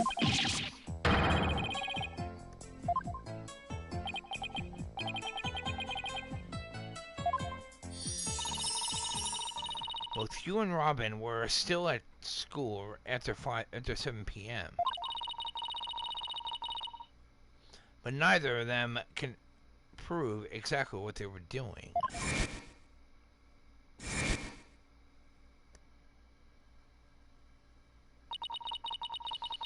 Could one of them really have murdered Professor Court?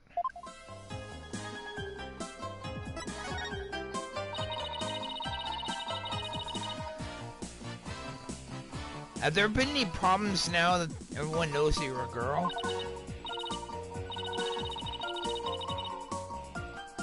I discussed the matter with Professor Court some time ago. I told everyone know I was really a girl.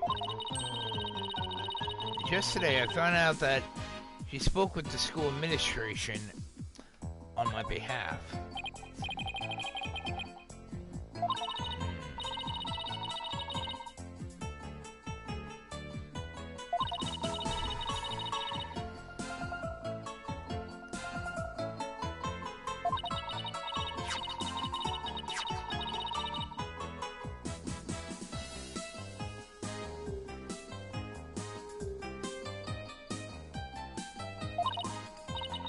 What? This is evidence we need for the trial, so no can do. No.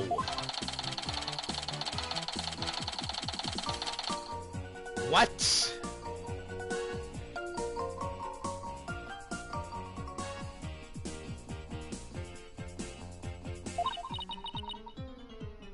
Damn it!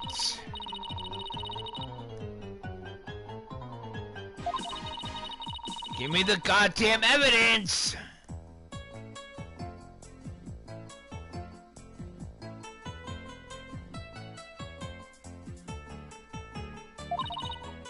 What? The Snitch? Sounds like a new lead. There's a rumor going around that one of the students here is a snitch. I hear they're watching everything we do. Our activities, our relationships, our interests. And reporting it out to the professors. One of the professors. Why would anyone do that? Officially, I heard it's to seek out misconduct among the student body. That would make sense. But snitching technically can be illegal, especially if it's blackmail. Rumor has it grades were being bought and sold through the surveillance network. That is illegal, everyone.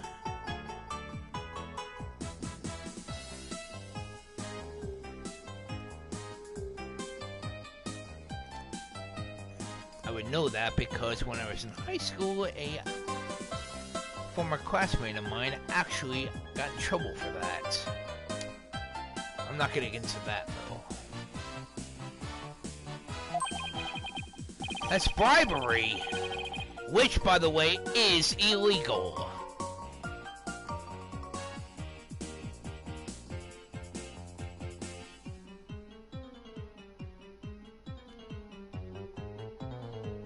Not sure if any of you watch the news, but the New Jersey, one of the New Jersey senators actually got in trouble for bribery and was arrested just yesterday.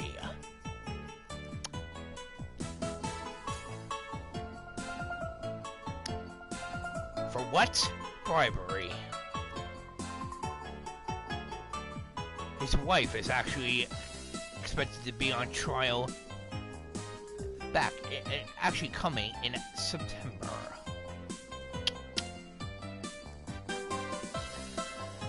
Anyway, let's continue. The situation at Famous Legal Academy is worse than I thought. While all this is important stuff, I still want to ask about that thing in the art room. I want to present some evidence to show her what I'm talking about, though.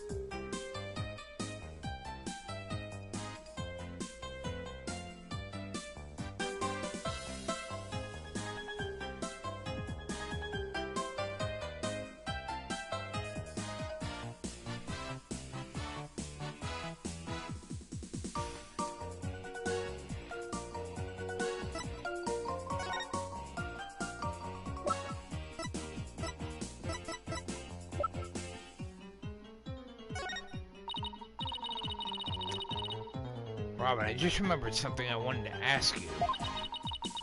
This photo shows a piece of art on the table. Do you know what it is?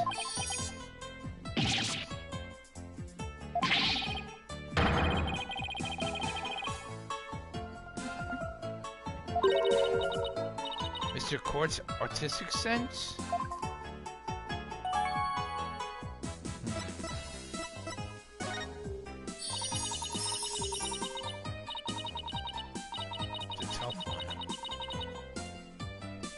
It's an avant-garde, and very eclectic. In other words, it's weird and all over the place.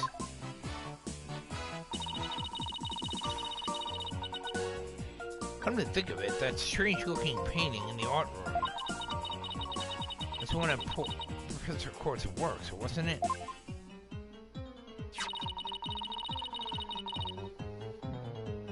The statue in that photo was originally a statue of Lady Justice.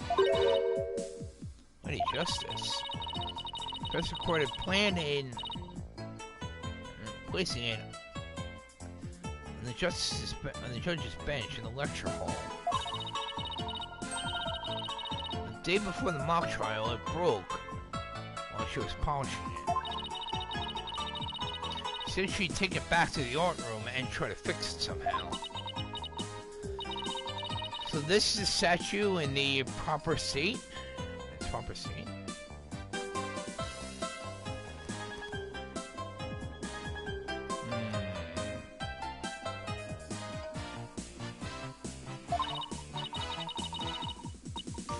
So look at the wild silhouette. I don't get it. Do you have to be an artist to appreciate stuff like this? Technically, you don't. I'm not an artist myself, and I appreciate art quite a bit.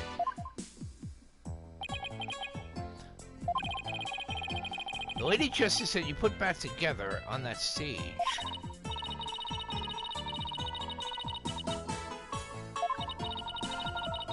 Maybe it didn't look like Lady Justice, but more like it does in that photo. I wonder what was it doing on the stage?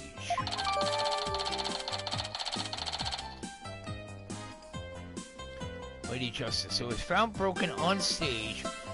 Professor Court had remade it into a completely different looking statue the day before the mock trial.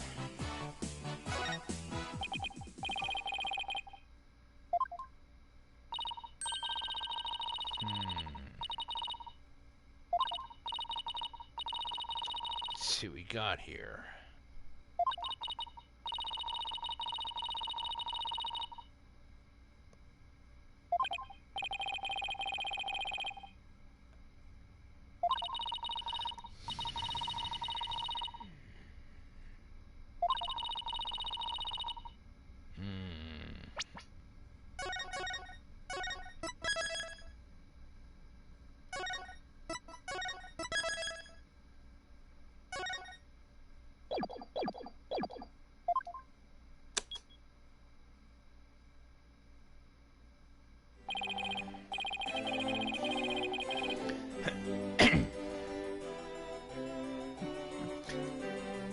Good afternoon.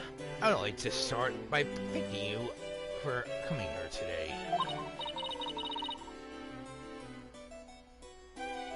It sounds like Professor Means. The mock trial, the crown jewel event of the school festival, will begin shortly. Is the camera like this the whole time? Fixed position in front of the stage. When I was a student, I too could hardly wait for this day to come. How come teachers' speeches always make me sleepy?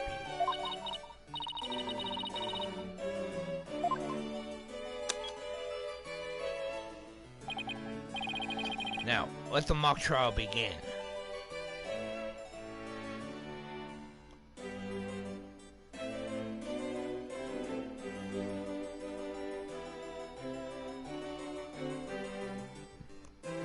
Wait a sec.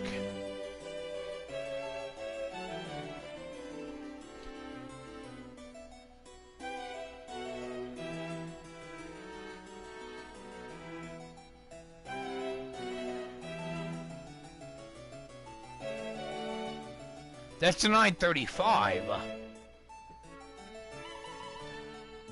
Not sure if any of you are familiar with military time, but I am.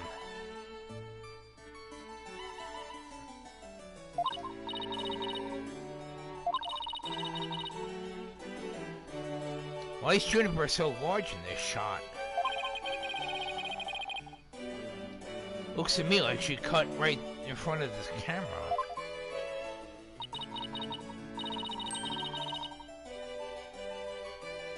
Juniper was also in charge of the audio. Even though she was already playing a part in the mock trial itself? She had to do it to keep the script details secret. She was all over the place that day. See the screen, audio control room, defense and prosecution. When she wasn't in the trial, she was in the audio control room dealing with the music. This is what the lecture hall looks like. So there's a judge bench back by the screen, and a witness stand up front. Let's see, faculty seat, Professor Means. Faculty seat, Professor Court.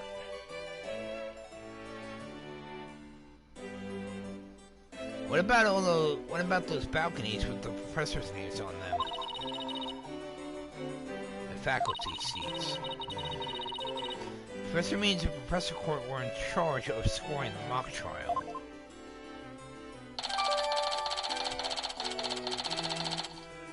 Lecture hall diagram. A diagram of the lecture hall where the mock trial took place. Let's see what we have here.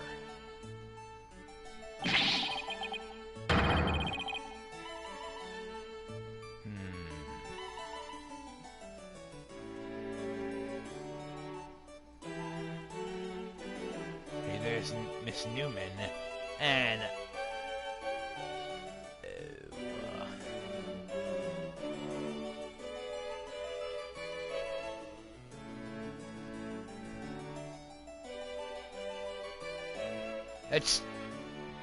That's 12:32. My mistake.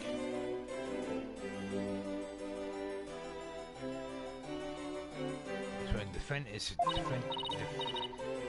defendant is definitely guilty. Try saying that 3 times fast. Objection. A frail co-ed used his brain hands to stab a professor with an arrow? I don't think so.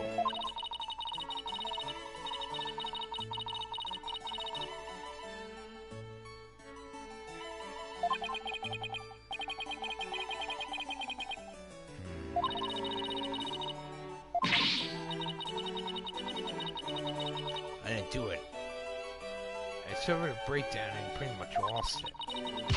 Sure, I shot at your car. I didn't mean it.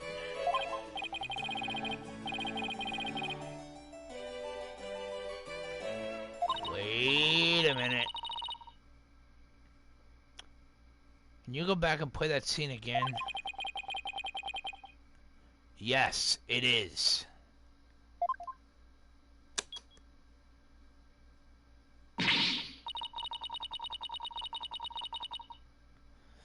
I didn't do it. I server breakdown and pretty much lost it. Sure. Whoa!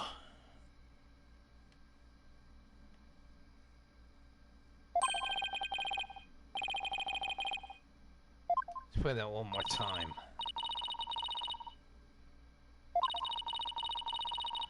I think this piece of evidence should explain it.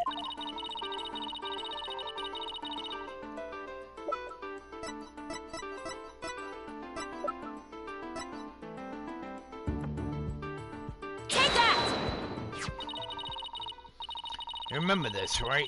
It contains a female voice shouting a violent threat. I'll play it for you.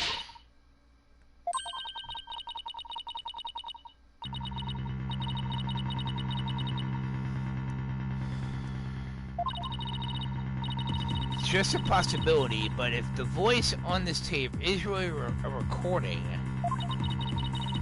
one made from the mock trial video, and that means this video is fabricated.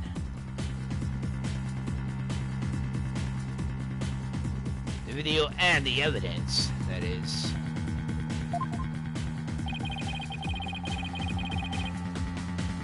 They didn't get to do a voice print analysis in time for court today.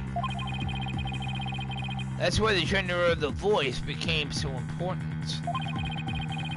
If the real killer had foreseen that gender would become key in today's trial, he would have tried to deflect attention away from himself by making the suspect female. So basically, the only one with something to gain from this is our sole male suspect.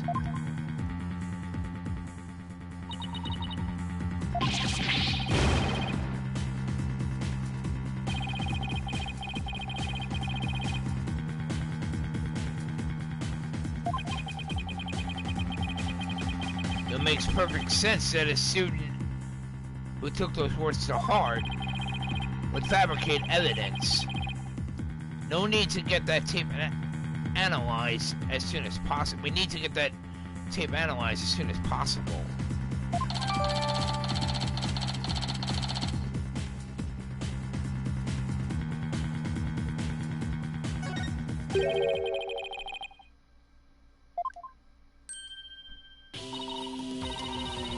Prosecutor Galvin.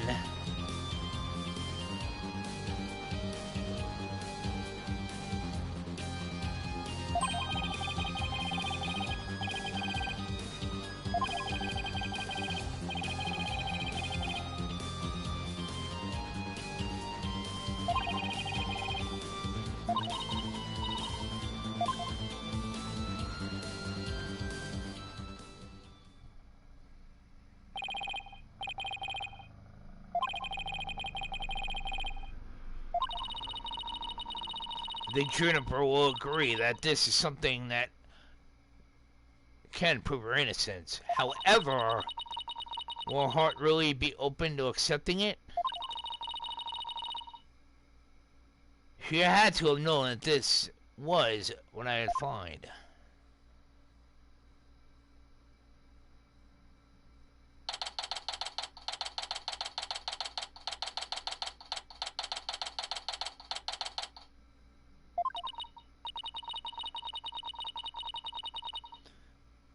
And that about covers the main gist of our investigation.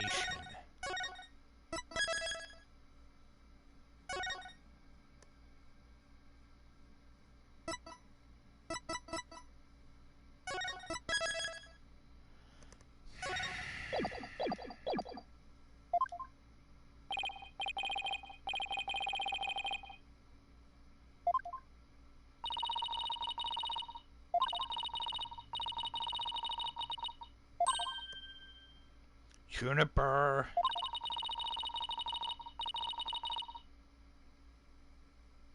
I have to listen.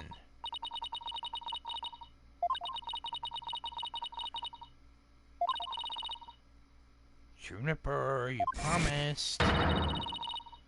We're going to discover the truth behind this murder mystery. And we're going to bring you solid evidence showing just what the truth is. If we succeed in doing that, I want you to promise that you'll accept it, Juniper. No matter how hard it is to hear.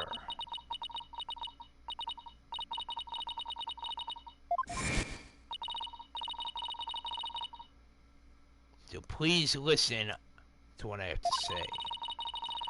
Once you hear me out, I'll let you decide what to do.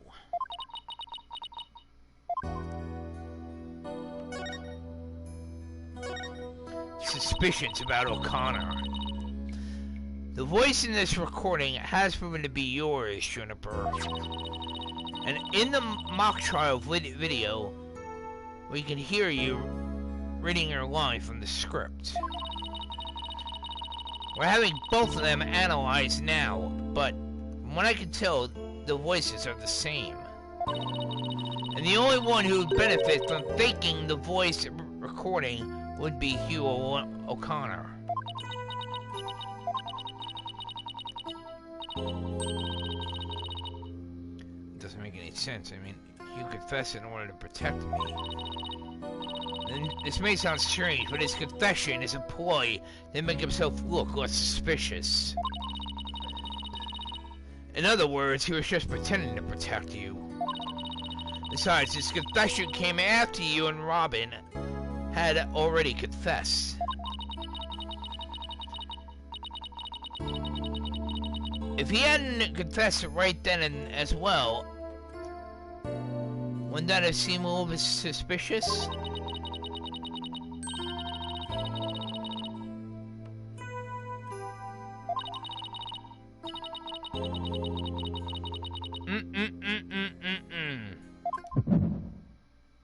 She's lying!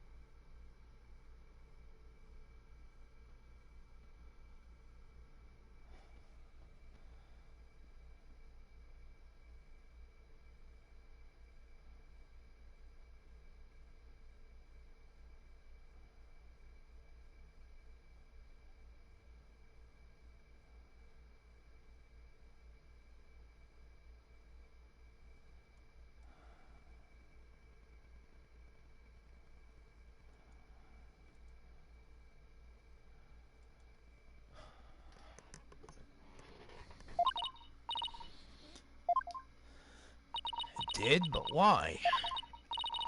Juniper, can you look me in the eye and repeat what you just said?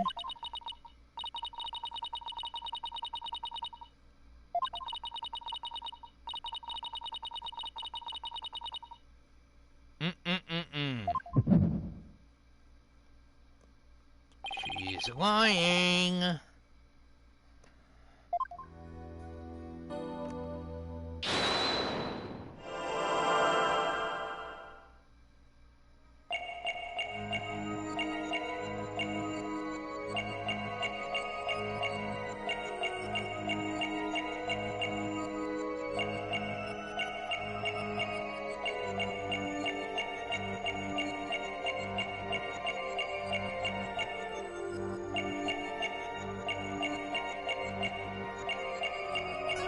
Gotcha! Gotcha!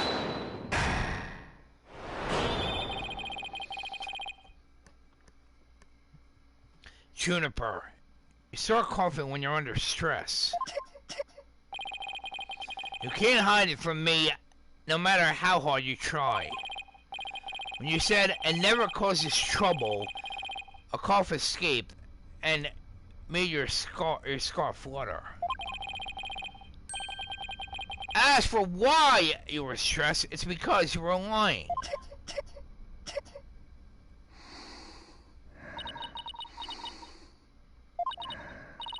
Juniper, you're trying to hide Hugh's connection to this case, aren't you? And I believe that that also ties into a secret about yourself.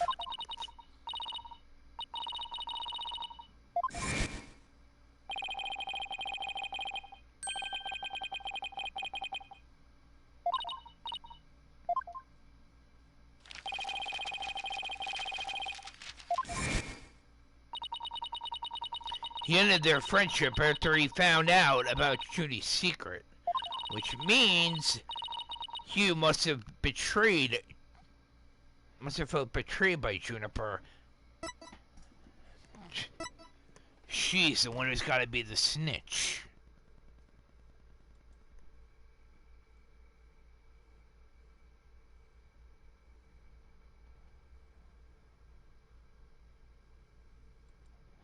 Bingo. Gotcha. You were Professor Court's snitch, weren't you?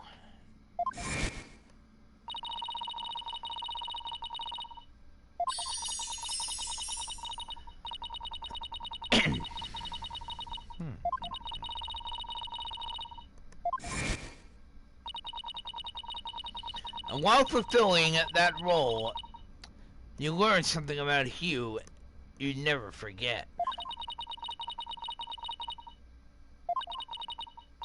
Juniper, please, stop hiding things from me. I hate having to force things out of you like this. Looks like we're gonna have to do this the hard way. Time to review the evidence and see if I can't prove my hypothesis. I must have something that proves Juniper the snitch and Hugh's connection to the case.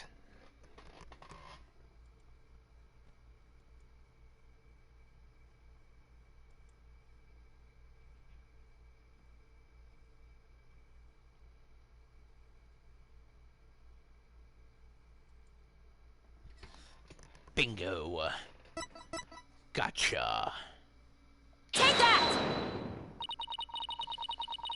Right here in Professor Court's planner, it says routine report. I believe this is meant to mean what the snitch would report in to Professor Court. I also believe Professor Court planned to meet Hugh in private based on the snitch's info. And from that meeting, Hugh must have put two and two together and figured out your secret. So you see, it all makes sense only if you're the snitch, Juniper.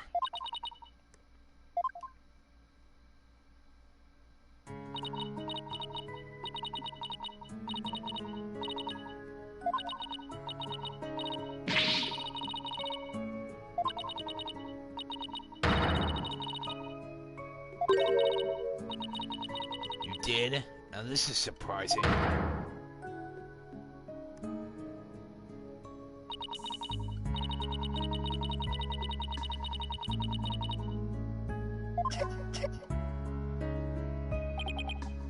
Juniper. I don't have that kind of special hearing that Athena does. But I don't need it to sense the pain you're feeling inside. And its intensity is directly proportional to how you feel about your friend. Am I right?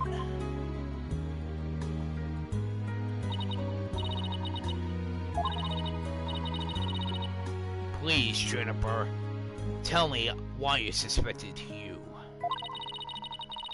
I have a feeling that will be the key to getting to the bottom of this entire case.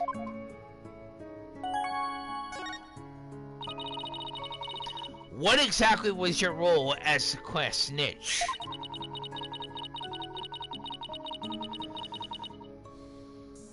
Professor Court had told me about how Academy alumni had strayed from the path of justice.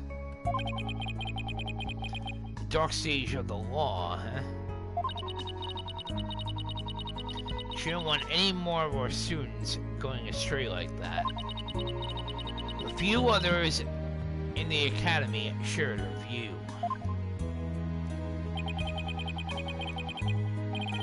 Our ideas were beautiful, though sad and unrealistic.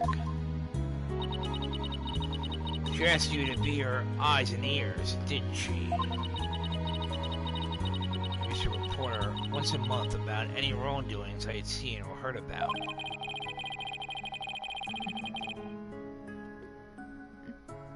And that report session in her planner, that one from October 22nd, was that part of it? Yes. That's when I reported Hugh to Professor Court. She snitched on her own friend?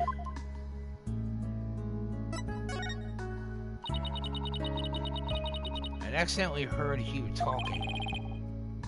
What did you hear? He was talking to someone on the phone. I think it was one of his parents. What were they talking about? Something about having paid money for a good test score. Whoa! He paid money to get good test scores? That's bribery right there.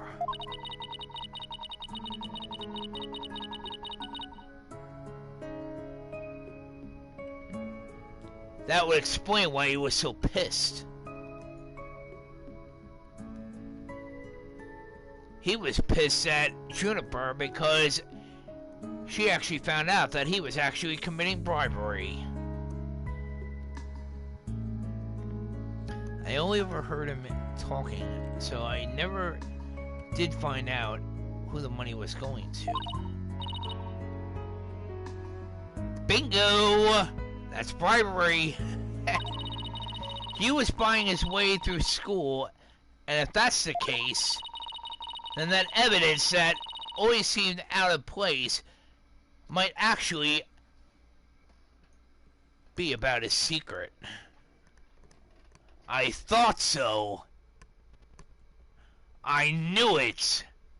He was committing bribery the entire time.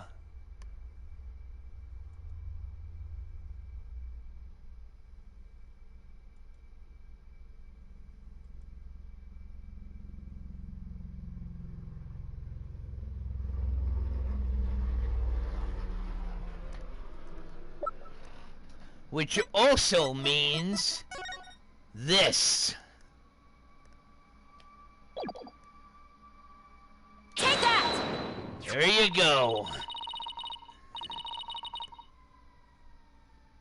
We found this while we were investigating the stage. It's got Hugh's name on it. I didn't know what the number meant at the time, but now that I'm hearing about bribes, it must mean that a bribe of 120... Whoa! It must mean that a bribe of 120 grand was to be paid in October. What's more, take a look at this mark. The same mark is on the pages of Professor Court's planner.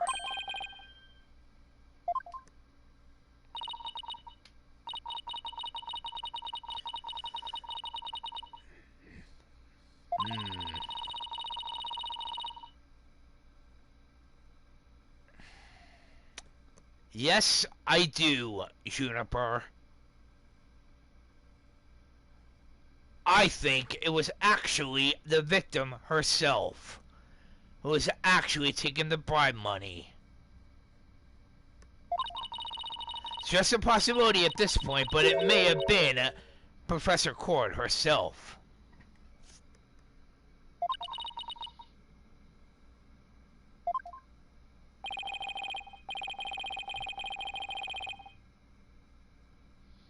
Last person you'd expect of accepting bribes? Like I said, it's just a possibility, but a rather good one. Maybe their private talk had to do with the possibility of the bribery being exposed. And what started out as a little argument soon got out of hand. It's not your fault, Juniper. Anybody would have suspected you if they knew what you had knew.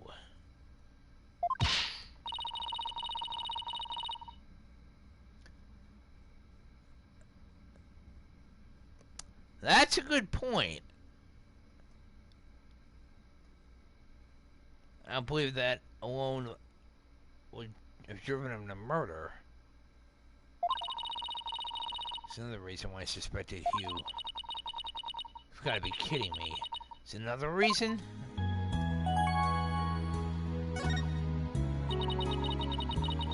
I saw Hugh around 7 p.m. the day before the mock trial.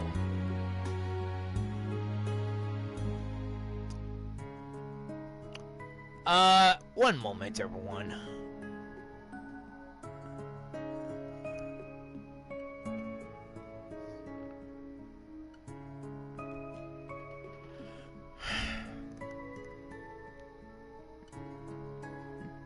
Okay, sorry about that, everyone.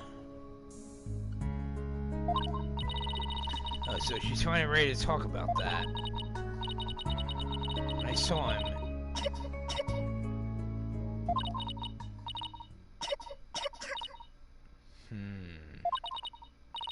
Juniper, are you alright? Try to relax and tell me what happened. I never wanted to see what I did. But I'll have to live with it, won't I? In that hallway, Hugh's hands... His hands were dripping with blood.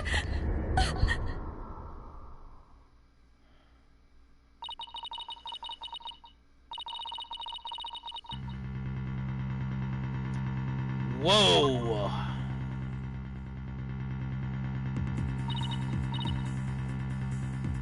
What? But why?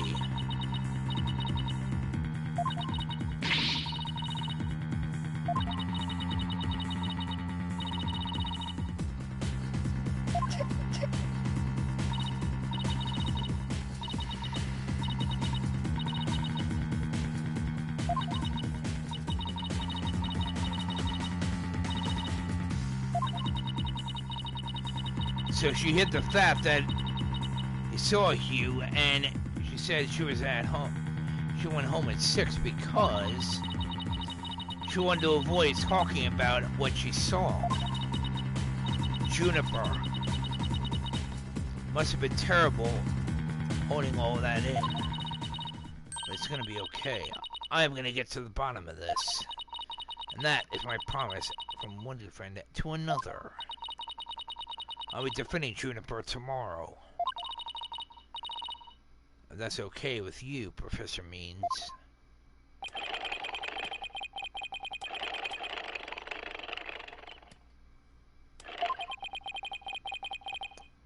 Oh, I'm gonna take that little bastard down. Professor Means. I'm definitely gonna take that bastard down. Prosecutor Blackquill.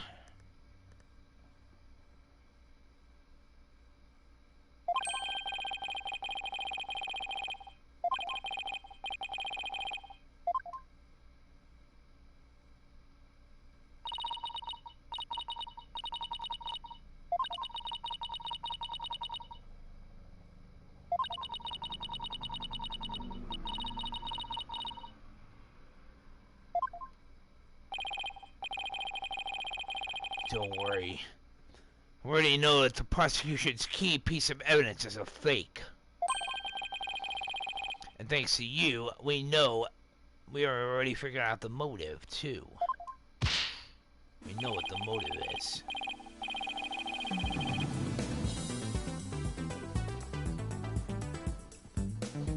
And tomorrow will be the day that Juniper walks free.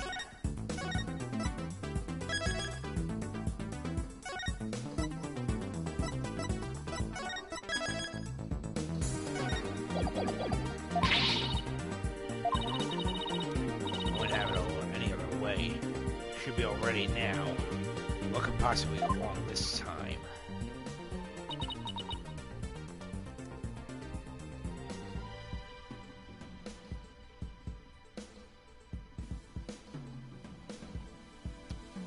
Sup, gaming world? It's been a while.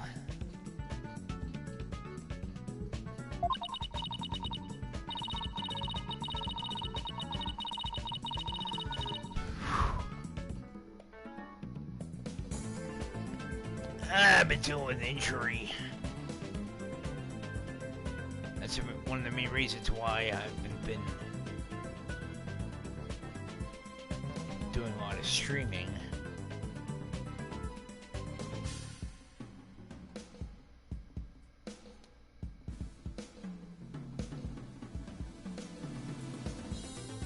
Dealing with a dislocated elbow, which I've been dealing with over a year and a half.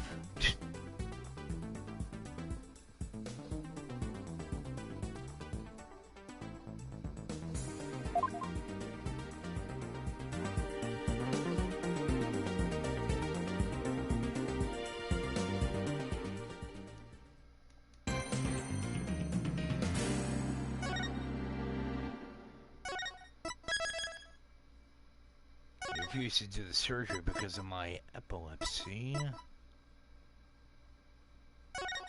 I'm already so pissed at them because of it.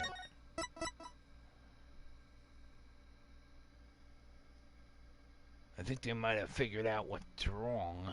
Hopefully they will, and I go for my appointment next month.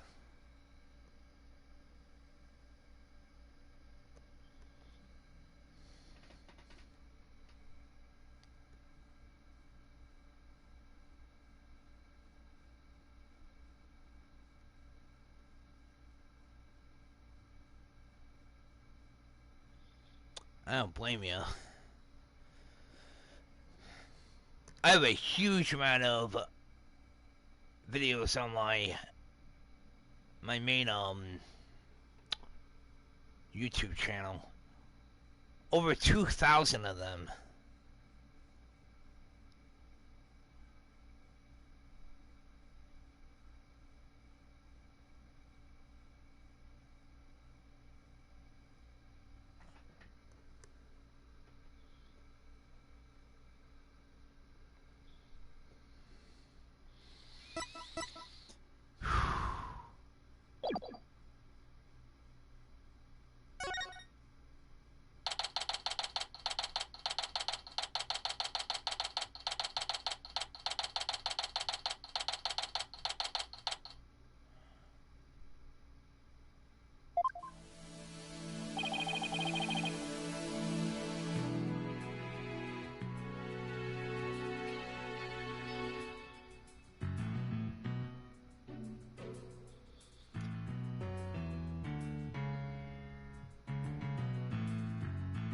Feel free to check out some of my videos. I've actually been working on becoming an esports athlete.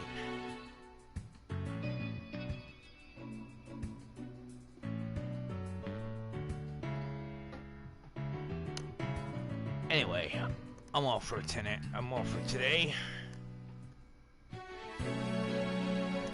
Don't blame me, Anyway, everyone, this has been Aseo the Terror of Death 99, aka the Black Cobra. I will catch you all tomorrow.